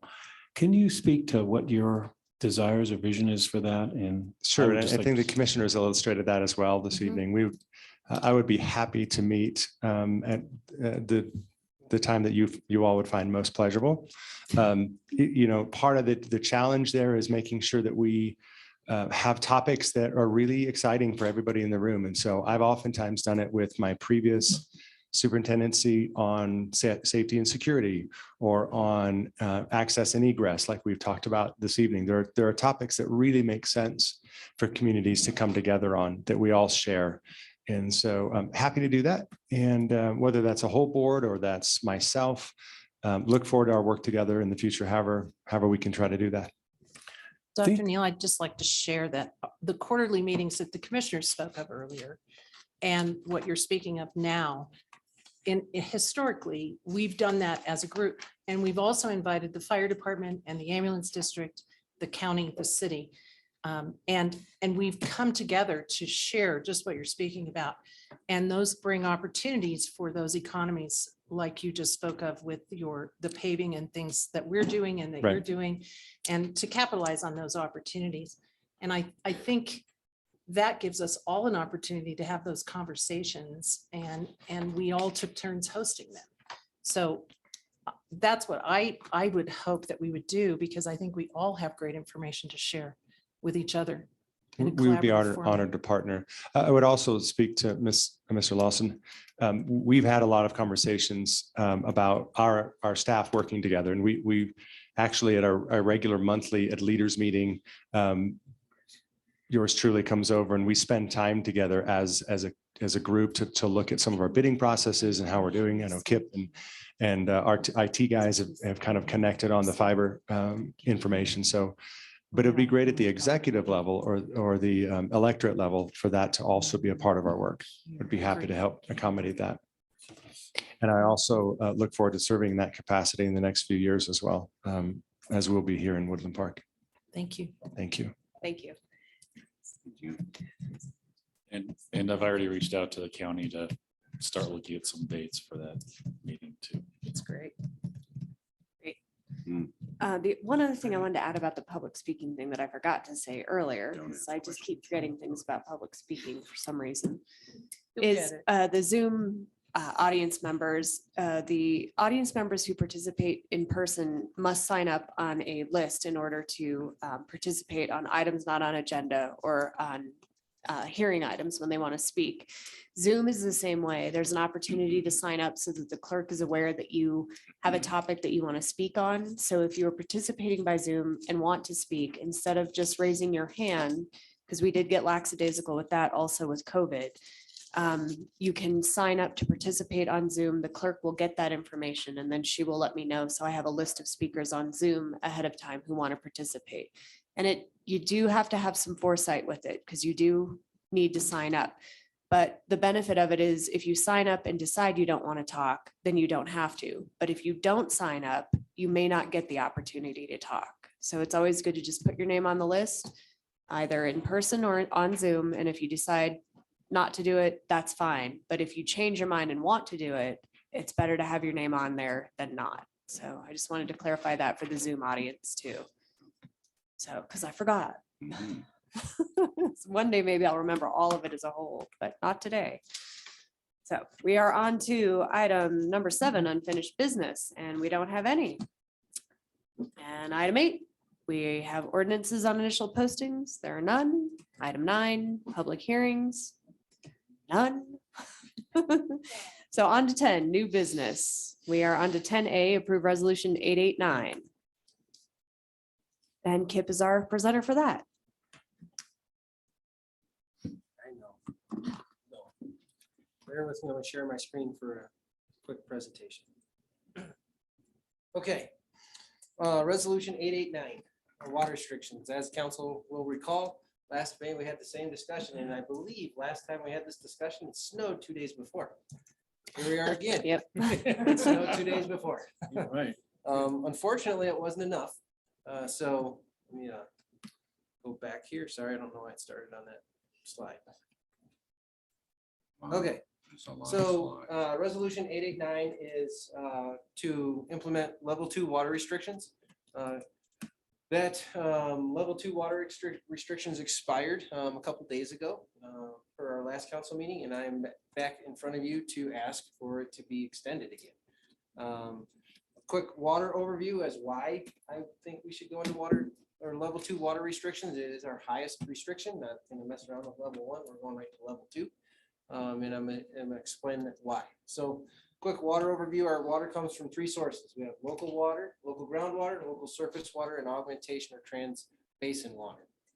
Okay, I put this condition here at the end of the slide, basically saying that the augmentation water in storage is the biggest, most weight on factoring in water restrictions, because without that water, we cannot use our local water. Our augmentation water is what makes it legal for us to use our local water. Okay, so basically we have to replace the consumed portion of our water, and we do that through our augmentation water or our trans basin water. And that comes from 3 basins. So this next slide just shows you the basins. You can see Woodland Park with the little star. We sit right on the divide. We're very fortunate. We sit on 2 basins, South Platte, Arkansas, and the Arkansas. The South Platte basins where we get all of our local water, and that's where we're replaced in that same basin. However, our augmentation water comes from the Colorado in yellow and the Arkansas basin in green. Here is the current snowpack graph. And I'm gonna show you where we were last time I gave this presentation. However, if you look at this, this is the Arkansas basin. The black line is the 2022, where we currently sit. And you can see the light green line is the median. And we're quite a bit below the median. Okay. And in fact, if you look at, I included years 21 and 20 on this. We're below last year, 21, and about right on track with 20. Okay, so not great, not bad. I'm not saying we're out of water. All I'm saying is we have to prepare for future years and anticipate multiple dry years in a row. That's just the responsible thing to do. So currently, we are at 59% of the median. This slide is what I presented to you back in January of the update, and you can see here we're at 92% of average. It was turning out to be an average year, and however, it didn't conclude that way. This is the same basin. Moving on to the Colorado Basin, where we get most of our augmentation water. You can see we're doing a little bit better in this basin. The black line is the 2022 water year. And why I distinguish that is obviously we have snow that comes in 21 and then the rest of it comes in 22. However, doing a little bit better in this basin, still below the median though. And then you will also see that we are above last year at this time and below 2020 this time during 2020. The same graph basically, and the reason the graphs are different is because they updated their website and the graphs give you a little bit more information. So this is what I presented to you in January. It was looking good at the time. So, didn't keep coming, I'll say. And then where we get our local water, the South Platte Basin, you can see here we're below both 21 and 20 and below the median as well. This is our local water. And then the next graph is where we started in January, is what I presented where we were at. This graph is stored augmentation water. So physically what we have today, okay? You will see the red line is 2021 and then the gray line with the yellow circles is current. I do not have April numbers yet. Those haven't come out. But I will tell you, I anticipate us to be right around 502 acre feet at the end of April. It hasn't been confirmed yet. But what you'll see is a trend here. So you can always see basically in March, water goes up a little bit. That's when we are delivered project water, it's called. And then you can see, depending on the melt, when it actually comes, it looks like it comes between May and June. Sometimes it continues into July. All depends on the weather up in the high country, basically in the Arkansas and the Colorado basins. What I would anticipate with the snowpack this year is I'm anticipating about a 0.6 acre feet a share yield, which would be about a little bit less than the red line here. So we should jump up a little bit depending on when it starts melting. And when we start using water, our water demand has already increased. So we're about 700,000 gallons a day, where we're around 600,000 in the winter. The dashed lines that you see here, the one right around the 700 acre foot, and then there is one about 575, and then the lower one. That's how much water we can store. All right, so if we're at 100% in storage, we're right around 700 acre feet. You can see for multiple years we're above that because we can actually store more when we have it in Lake Henry and Lake Meredith. Can't store more in Twin. Space is a hot commodity there, or there is extra space in Henry and Meredith. So we take advantage when we can store more. However, our water comes from Twin Lakes. That's where we can store the least amount. We can store about 203 acre feet in Twin. On an average year, we use about 320 to 340 acre feet of augmentation water. So right now, if you were to ask me, do we have water? Yes, we do. We're just below 600 acre feet. We technically have 2 years of augmentation water in storage, but it's deceiving, right? Because a lot of this also evaporates because it's in reservoirs that have high evaporation rates too. So we have to take that into account. We will gain some snowpack or water from the snowpack, so it'll go up, but we'll also use it. And our surrounding communities are also going into water restrictions as well. So it's no secret there. So augmentation water, I go through that first just because that's the heaviest factor in water restrictions. Moving on to our local water. Here's a graph of one of our wells that we monitor the water. So if you can imagine a well, and at the surface it's 0, and then how far down you go is where the water level is, and you can see here. So this would be like the water level in the ground. You can see this goes from December of 2010 all the way to current. And where we were last year at this same time, we were just around just around the 25-foot mark. And right now, we're just below that. You can see on the legend, basically, I have level 1 and level 2, depending on the amount of feet that we're at. That's a pretty tight window of 1.5 feet. I anticipate that water level to go up with the recent snow, but not a whole lot. So we're still lower than I would like to be, but we're still healthy. I don't know, this isn't a panic. We're still healthy. We are planning for future years. That's what we are doing. Drought monitor, just like to point this out so everyone's aware kind of what's going on. So this is the latest and greatest as of April 26, 2022. You can see Colorado's in the SL range, if you will. So it's moderately dry to severe dry, and that's kind of normal. Last time I gave this presentation, this is where we were. You can see that there was some extreme drought, and that's gone away, which is kind of nice. And then zooming in on Colorado, April 26, 2022, this is what we look like. Doesn't look too bad. It's probably one of the better data, some of the best data I've seen in a long time. And this is where we're at just in January. So conditions have improved. However, augmentation water, we still, the biggest factor, I need to save as much as we can. What does level 2 water restrictions mean? Basically, May through September, watering is not allowed from noon to 6. Watering of publicly owned athletic fields and parks, we water 4 days a week, which we're going to try to do better than that. We're looking at doing 3 days a week and also upgrading our irrigation controls to where they are more efficient. And we'll take into account weather patterns and so on and so forth. Our irrigation controls right now are pretty outdated. People can still water their flowers, shrubs, trees any day, but only during designated hours. And then for residential and commercial addresses, it's 2 days a week, depending on their address. But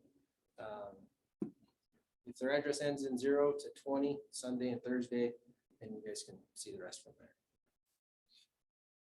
My recommendation is to approve resolution 889, implementing level 2 water restrictions effective tomorrow. Council, any questions, comments? Seeing none. Thank you, Kip. We get a motion. I'll move to approve the water restrictions presented by Kip this evening. I'll second it. Thank you, council. You may vote.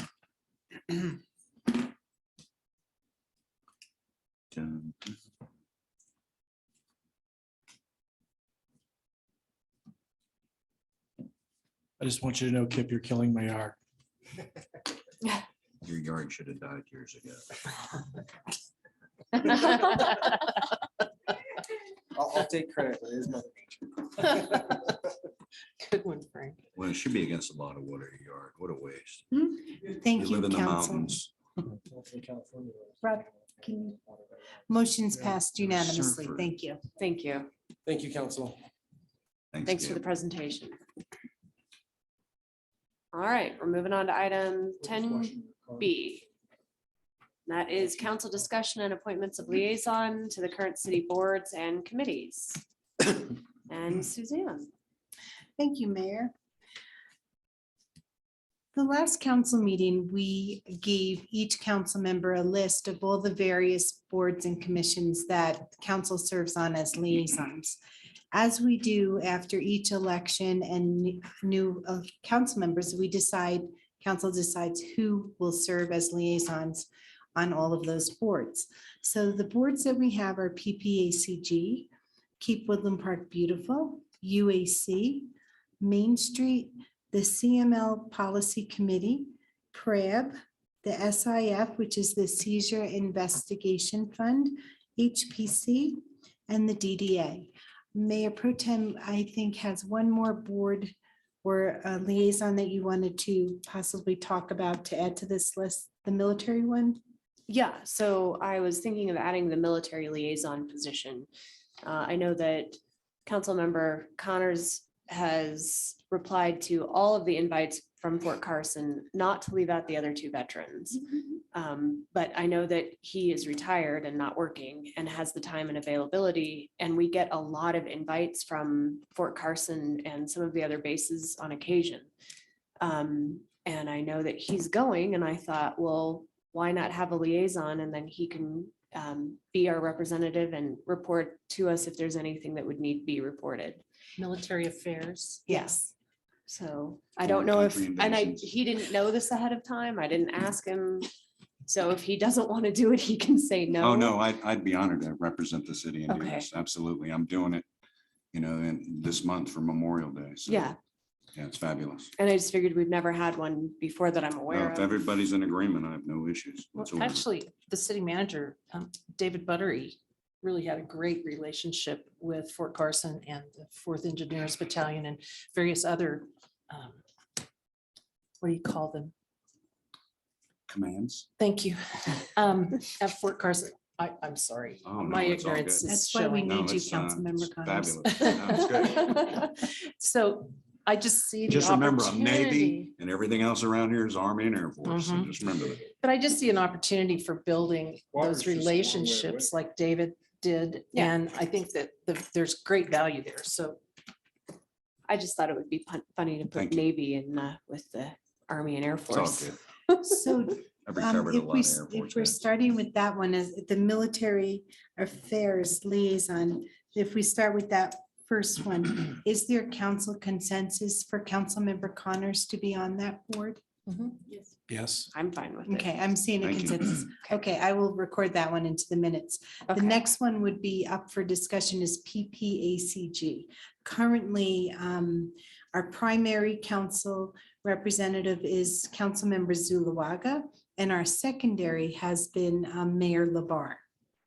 That meets the second Wednesday of the month at 9 a.m.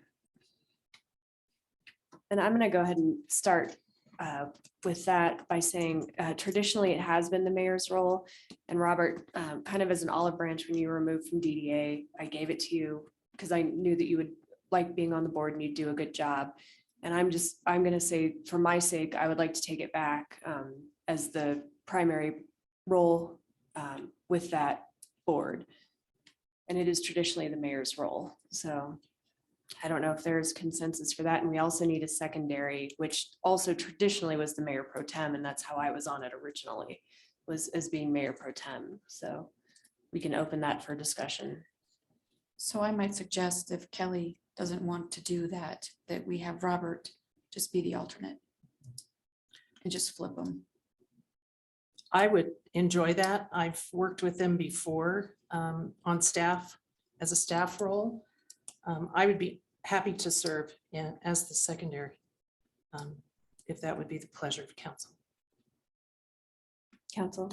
Oh, I go either way. It was my suggestion. Yeah. Yeah, traditionally it was mayor's role and then mayor pro tem in case something happened to mayor. So I'm fine with it going back to the traditional way. But if you guys have further discussion or if you have consensus to go back to traditional, it's fine. Well, just a comment that there's a lot more than just the second Wednesday of the month. There, you've got a legislative liaison every Monday morning. Mhm. And there's a Friday pre-meeting as well. So there's a few other pieces to it. So if you are unaware of that, those are also part of the pieces that are, and particularly right now. Right. Right. Well, I'm aware of the schedule. So, and I was participating via Zoom but not in person. So, and I gave it up to give to you for losing the DDA. So, but as mayor, I would like to take back the primary role. So.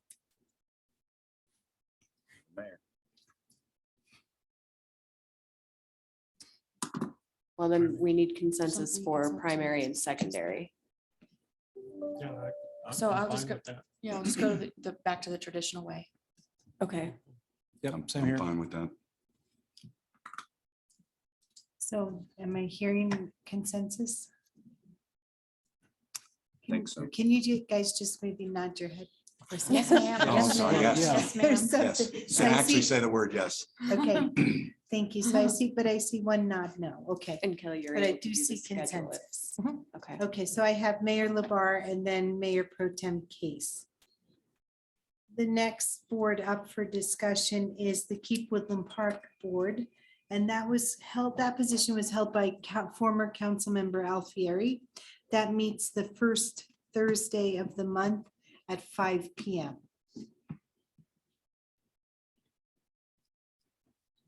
Anyone interested? What day was that?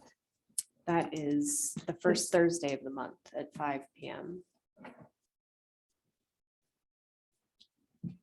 Sorry.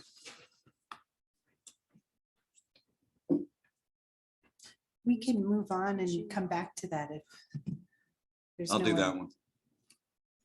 I just checking my schedule to make sure that I didn't have a Thursday.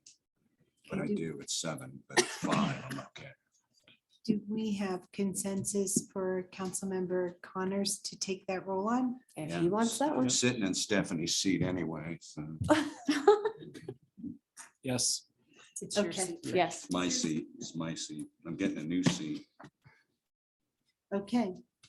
The next board we have up for discussion is the Utility Advisory Board.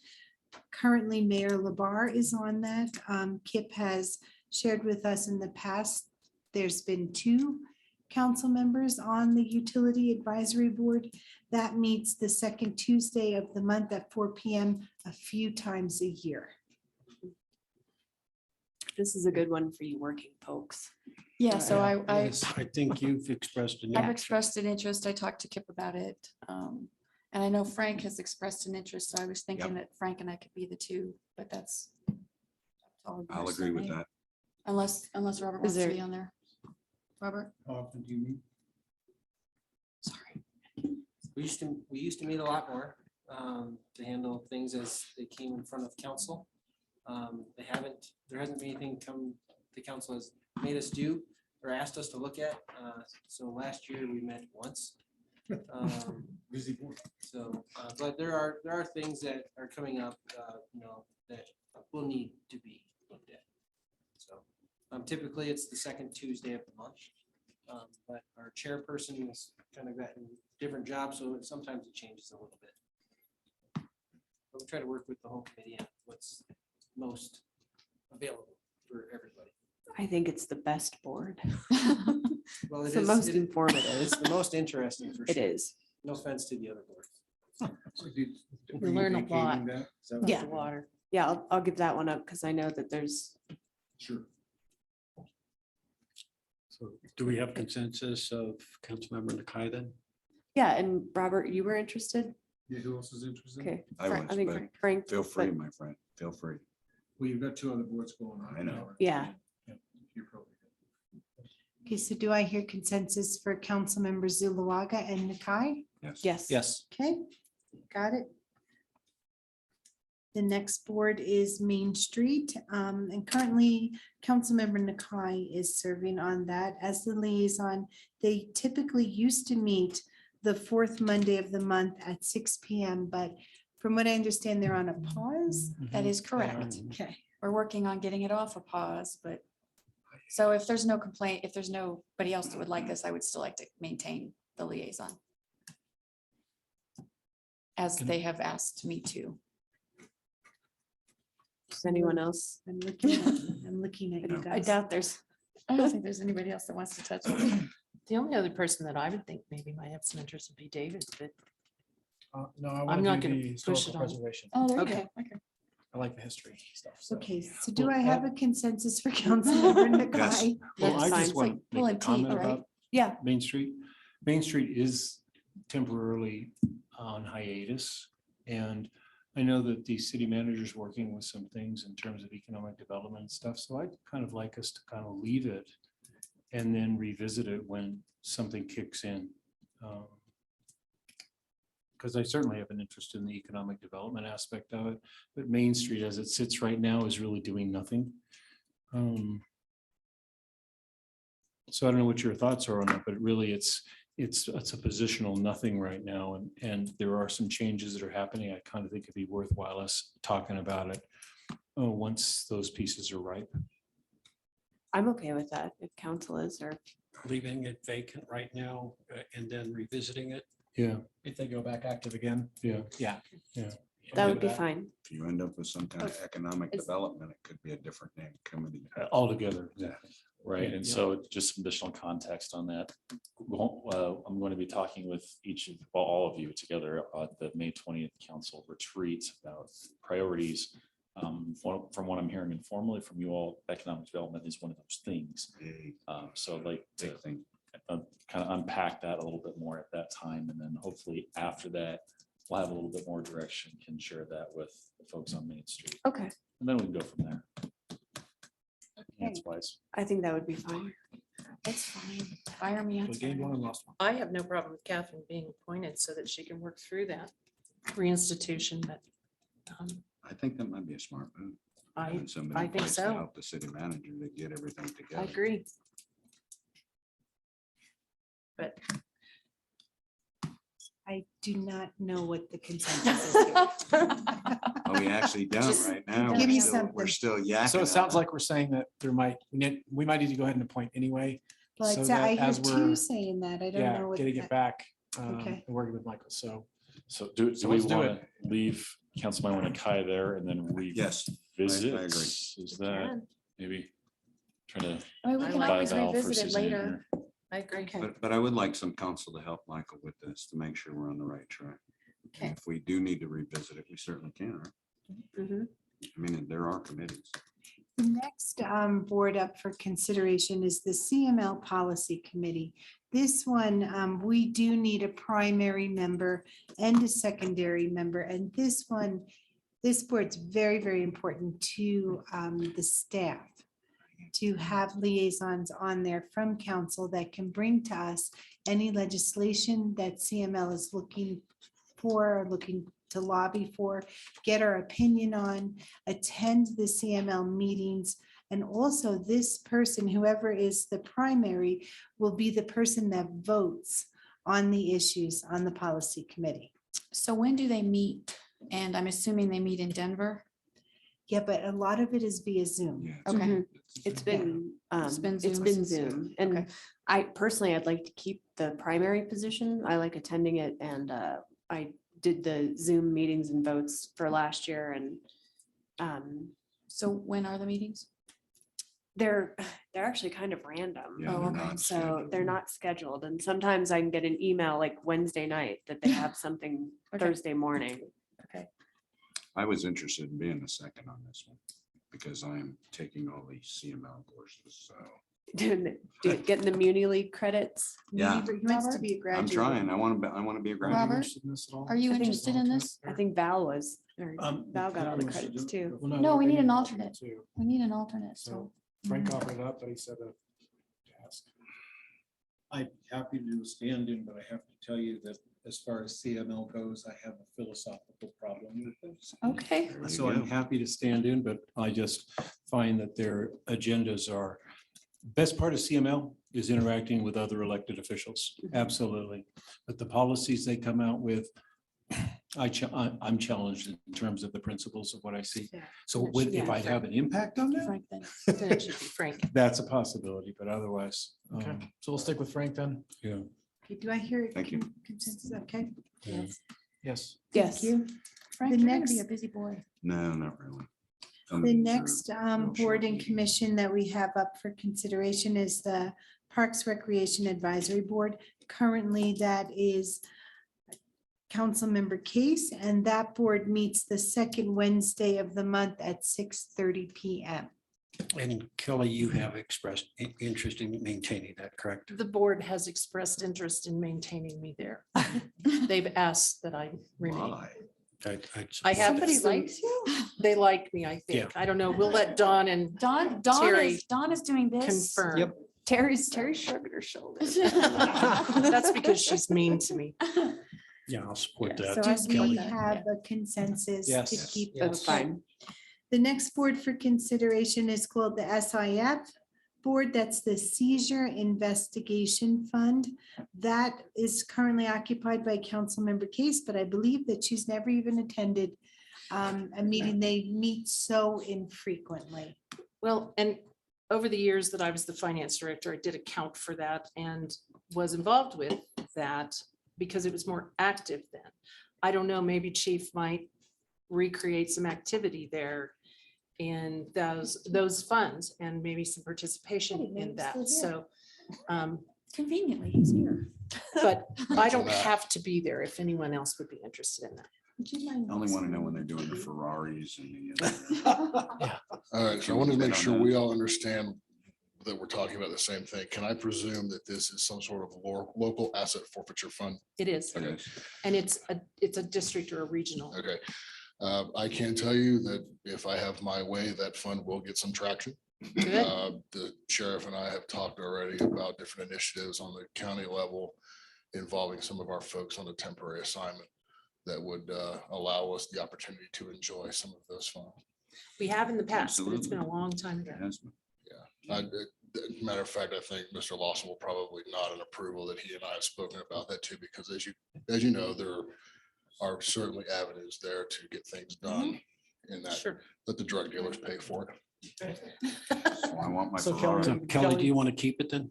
I'm happy to, So I'm unless interested there's in someone doing else. it If you want to give it up. Why don't you Because do I it? have a lot, Oh, because I work. Why full-time, don't you? too. That'd be great. I And was it looking for might, A couple of things I could do that were maybe a little less, Yeah, yeah, that's good. so. You okay with it? please, I'm happy. Yeah, absolutely. All right. So that is for Councilmember Ott. Yes. Okay, the next board for consideration is the Historical Preservation Committee. Currently, that is occupied by Councilmember Neal. That board meets the first Monday of the month at 3:30 PM. Yeah, David asked for it. Yeah. And I'm comfortable like to do that. passing it. Okay, Yeah, we talked about that. And the already. time's not a conflict for you. Yeah, No, as long as it's after 3:30, I'm good, especially on Mondays. Mondays, I work up here anyways. Okay. and then we have the DDA. That board is currently occupied by Councilmember Neal, and that board meets traditionally the first Tuesday of the month at 7:30 AM. and that is the one that I would like to keep. That is the one I would like you to keep. That's what I think you're doing a fine job. Me too. So Do it I see goes a away. consensus? Yes. Okay, may I read back so everyone knows and the public knows what boards? So for PPACG, we have the primary as Mayor LaBar and the secondary as Mayor Pro Tem Case. For Keep Woodland Park Beautiful, we have Council Member Connors. For the Utility Advisory Board, we have Councilmember Zulawaga and Councilmember Nakai.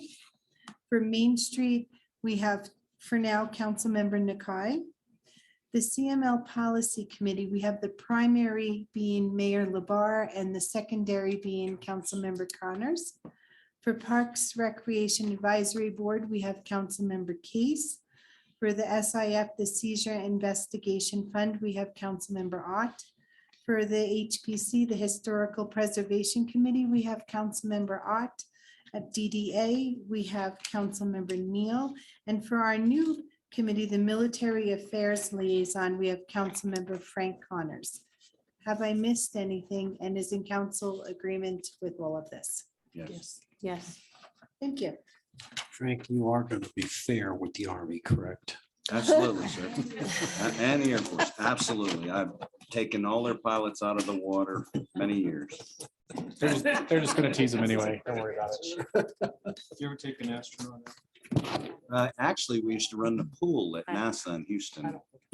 So never taking them out, putting them in, but never taking them out. They usually climb out themselves in that particular case. It's a swimming pool. All right, we're gonna move on to reports. And this evening, I just have a few events to share. On Saturday, 5/7, we have the Kids Fest. It's from 9 to noon at the Ute Pass Cultural Center. We also have on Saturday, the Wildfire Community Preparedness, and that's from 9 to noon at the Netco Fire Station. And on Thursday, 5/12, we have the Woodland Park Chamber active shooter training at the Ute Pass Cultural Center from 7:30 AM to 9 AM. And what day is that, please? That is Thursday, the 12th. And then on Saturday, the 14th, it is a free shred day from 9 to 11:30 at Park State Bank and Trust. And that is all I have for this evening. Councilmember Case. Thank you. Parks and Rec, the monthly report for the first quarter that was provided in March. The numbers are phenomenal. We have had an amazing turnout. And I think it has a lot to do with, people getting back out and engaged in the community and enjoying the things that we have. The Aquatic Center, for January through March, revenues are up more than double from, no, I lied. They have 61.16% coverage ratio, revenue to expenditures. Never seen it. That's outstanding. The revenues for March alone were $32,000. With January through March, that's almost 75,000. It's just the numbers everywhere. I just want you to know that they are doing great things, not only there, but at the cultural center, like I said, baseball league, everything. The daily passes at the WAC. In 2021, there were 668 sold. There were 1,671 sold in 22 year to date.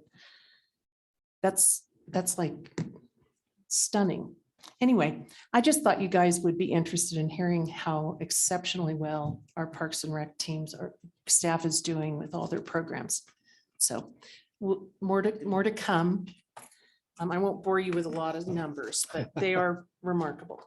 Also, I left on the dais for you, each of you, a flyer about Hello Summer, the Parks and Rec Guide to Summer 2022, and everything that's going on the back of the flyer. And these are available at the Park and Rec office, and I'm sure they have it online as well, Grace. Yes, there it is. There's a QR code that you can scan to see all the summer fun.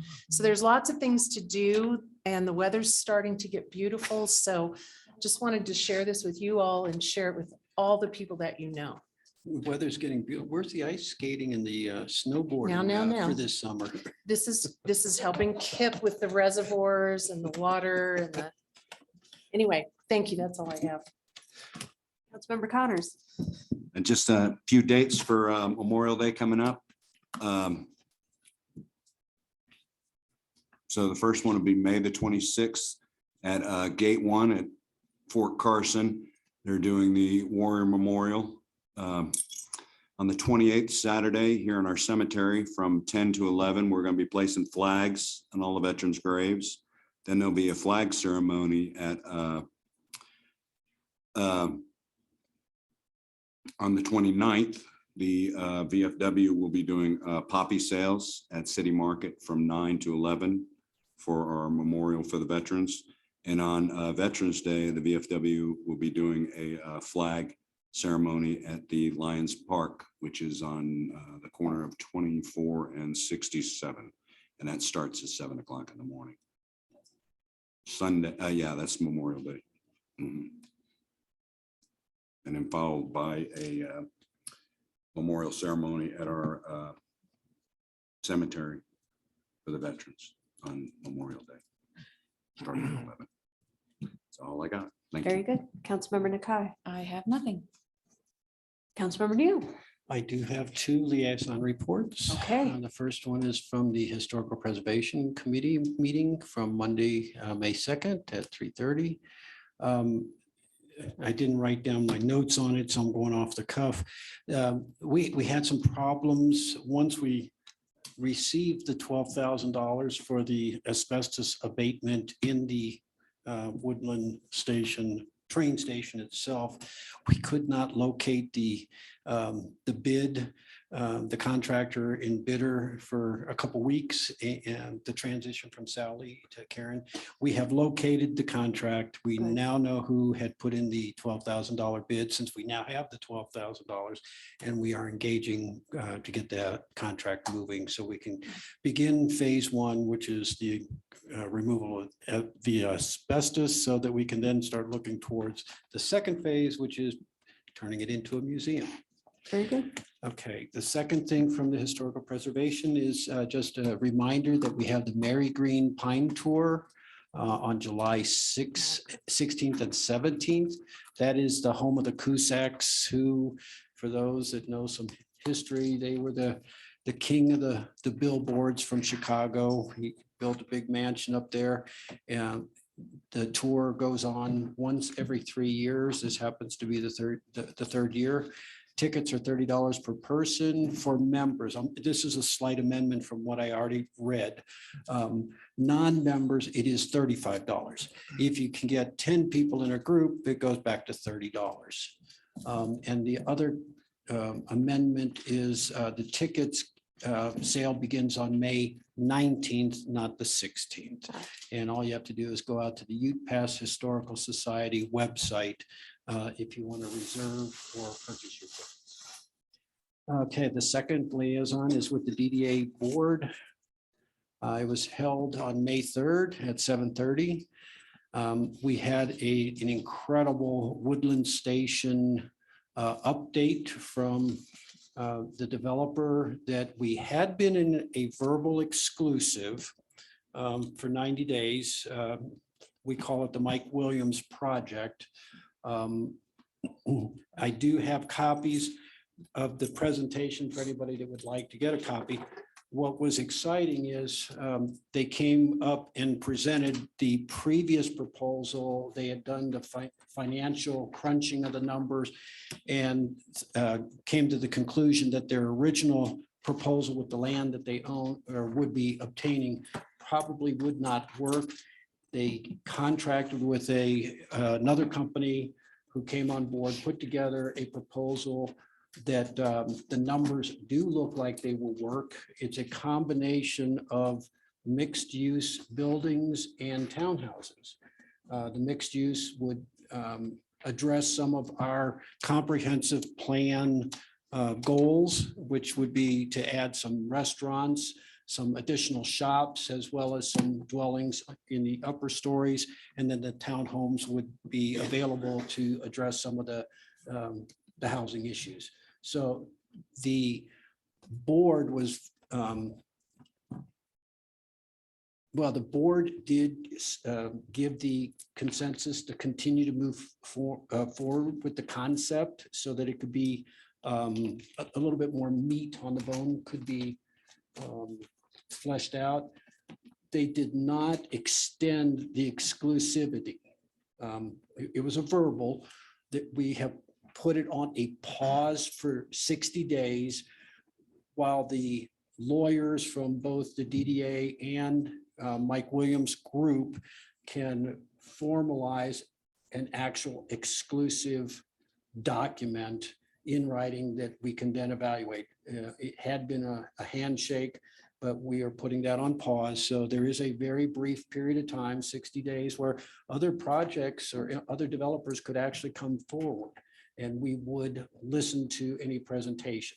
So it's on a pause, but we're all working towards a more formal document with a much better concept plan that would not just be a piecemeal development of the entire Woodland Station property. It would be a holistic entire development of the property. So I was very excited, and I think a lot of other people are. There was another motion to turn the maintenance of the stagecoach and the cog train car over to the Historical Preservation Society of Woodland Park, so that they're more capable of putting up lights and flowers and mowing than the DDA is, and the board unanimously agreed to actually turn that responsibility and ownership of those two items to the Historical Preservation Society. Yes, they That was my actually question. wanted Do it. they Yeah, want they- it? absolutely. They did ask for it, and the DDA approved for that transfer. Let's see. And the last thing to report on is Tony Perry with the Park State Bank has donated an enormous amount of hours and actual investment in taking 11 boxes of documents that had been down in storage and had never been scanned. These are the oldest documents that go back to the initiation of the DDA. We had several boxes of documents that had previously been scanned and are available. But there were a large number of boxes that had never been scanned, and they are being scanned in, indexed, and all of the material will then be placed out on the city's website so that all citizens can actually see the entire history of the DDA, all projects, everything. It's a massive undertaking, and we're very grateful for what Tony Perry has volunteered to do. So that would conclude my liaison report. Pending questions. I have none. Council? I have nothing to report. Eric Stone for PPACG reported on a lot of what's going on with PPACG. One of the big things that's going on is this collective bargaining that's being brought before the state. And it looks like the incumbents have certain, they're going to bring it, they're going to pass it. And it's going to seriously affect the counties. The whole issue of collective bargaining is going to become a unfunded mandate unless some provisions can be put in there to limit it. But it looks like they have the votes, which is really odd because they have so many hundreds of bills that have to get first reading. They've only got a few days to do it, and they're spending all this bandwidth on collective bargaining. So that's a trade-off. There's a lot of bills that aren't going to get read, or I mean, what their calendar is going to look like is pretty crazy up in Denver right now. Anyway, so the other thing I want to talk about is I had the opportunity to go to the Florissant fire. I happened to get there about the time it started. The interim police chief invited me to ride with him. And so I was there for that 4.5 hours or whatever it took till containment. But he said, you know, if there's a way to celebrate Core Electric comes on the site. Now, that particular fire started with a tree fell on top of a power line, created immediate fire. But they came out and they did not only that line, but there was another one that landed on a house, a tree landed on another. There was like 3 of them in that area. So he just wanted to say, if I can make mention to you all to know that Core Electric is a real player in the whole dealing with fires. And because it's not safe for the firefighters to go in until the power's tripped. So anyway, so kudos to Core Electric from the fire chief up in Florissant. So it's interesting. They left my house to that call where they were sitting in my driveway monitoring a very dangerous situation of a section of one of the large trees on my property blew out and took my service line to the ground, but did not break it. That bent the mast. And they taped it off, and the deputy chief sat and monitored that because it was live. And Core had just come and turned the power off on my pole, cut the service line to my house and rolled it up till it could be repaired. And it wasn't long that they were dispatched out to the Florissant Fire Department. He told me, he said, I They're had to leave council members' case house to come here. They were just fabulous. I mean, Yeah. and they were back the next day by 1:30 in the afternoon. I had power, even after their response to the fire. They're amazing. They Yeah. were amazing. Yeah. Yeah. Very good. Awesome. Thanks for mentioning that. Yeah. So if there's some way we can thank them, that'd be kind of cool too, you know? Okay. Yeah. Okay, and we'll move on to city attorney's report. All right, that was easy. City manager report. Yeah, Couple, shuffling his papers. couple quick things. Nina, just a quick, you were going to comment about the quarterly. Oh, yes, sorry. It's been a long day. Yes, a few months ago, I had promised to send you all a quarterly litigation update. It's been drafted a couple of days or last week. So I'll send that by this week to everybody. And then we'll get into the regular practice of doing that every 3 months. Thank you. Sorry about that. And then we've had some questions about what different cleanup activities for the downtown part of the town are going to be going on and which one is which and who does what. So I've asked Grace if she could quickly go through that to set the record straight. So Keep Woodland Park Beautiful is responsible for both the cleanups this year. Main Street took care of the spring downtown cleanup in the past, and then with them on hiatus, Keep Woodland Park Beautiful has decided they're gonna keep the tradition going. So that the spring cleanup is the sweeping and the window washing just downtown. So that's gonna be on May 20th, 8:45 to noon at Bergstrom Park. And they're starting to advertise for that. We've been advertising for it for a little bit. And then they'll have the citywide cleanup, which is the whole city picking up trash. And that is in, I think they said August is what they're shooting for. So does anyone have any questions on that? Hi, Grace. Yeah, I have one. DDA normally works with the city to do pressure washing of the buildings. Is that part of your scope in this? So, and maybe, is Kip still here? Is Kip here somewhere? Maybe. Do you want to take? As I recall, we talked with Kip about this earlier this week. I'm trying to remember what he said. I believe that the city and the DDA used to split that cost, is what he said. It was something like $5,500 or $7,000 range. And then the city staff would provide that service. And I think what he said is that the washing activities occur after the last snow is done. We don't have any more fear of that and that getting everything all dirty again. So I think that happens in the late June timeframe, but it's not a set date. I believe that's what he told me. Yeah. So maybe that's something you can get a follow-up on by next council, or if not sooner. Yeah. Are you going to bring that up with DDA? Well, we talked about it. Well, I brought it up as a suggestion, but Yeah. somebody has to take the action. Right. Yeah. What I gotta do is go back and check the budget. I'm not sure if we included that funding for that activity this year. So it's under cleanup beautification. Yeah. Yeah. Yeah. I'll take a Staff look can at it follow up because on if that? it's a Yeah, split we'll- on it, we'll yeah, follow I'll up take that on back. That seems like a staff thing. And the last thing is wanted to let everybody know that it is National Municipal Clerks Week. Yay.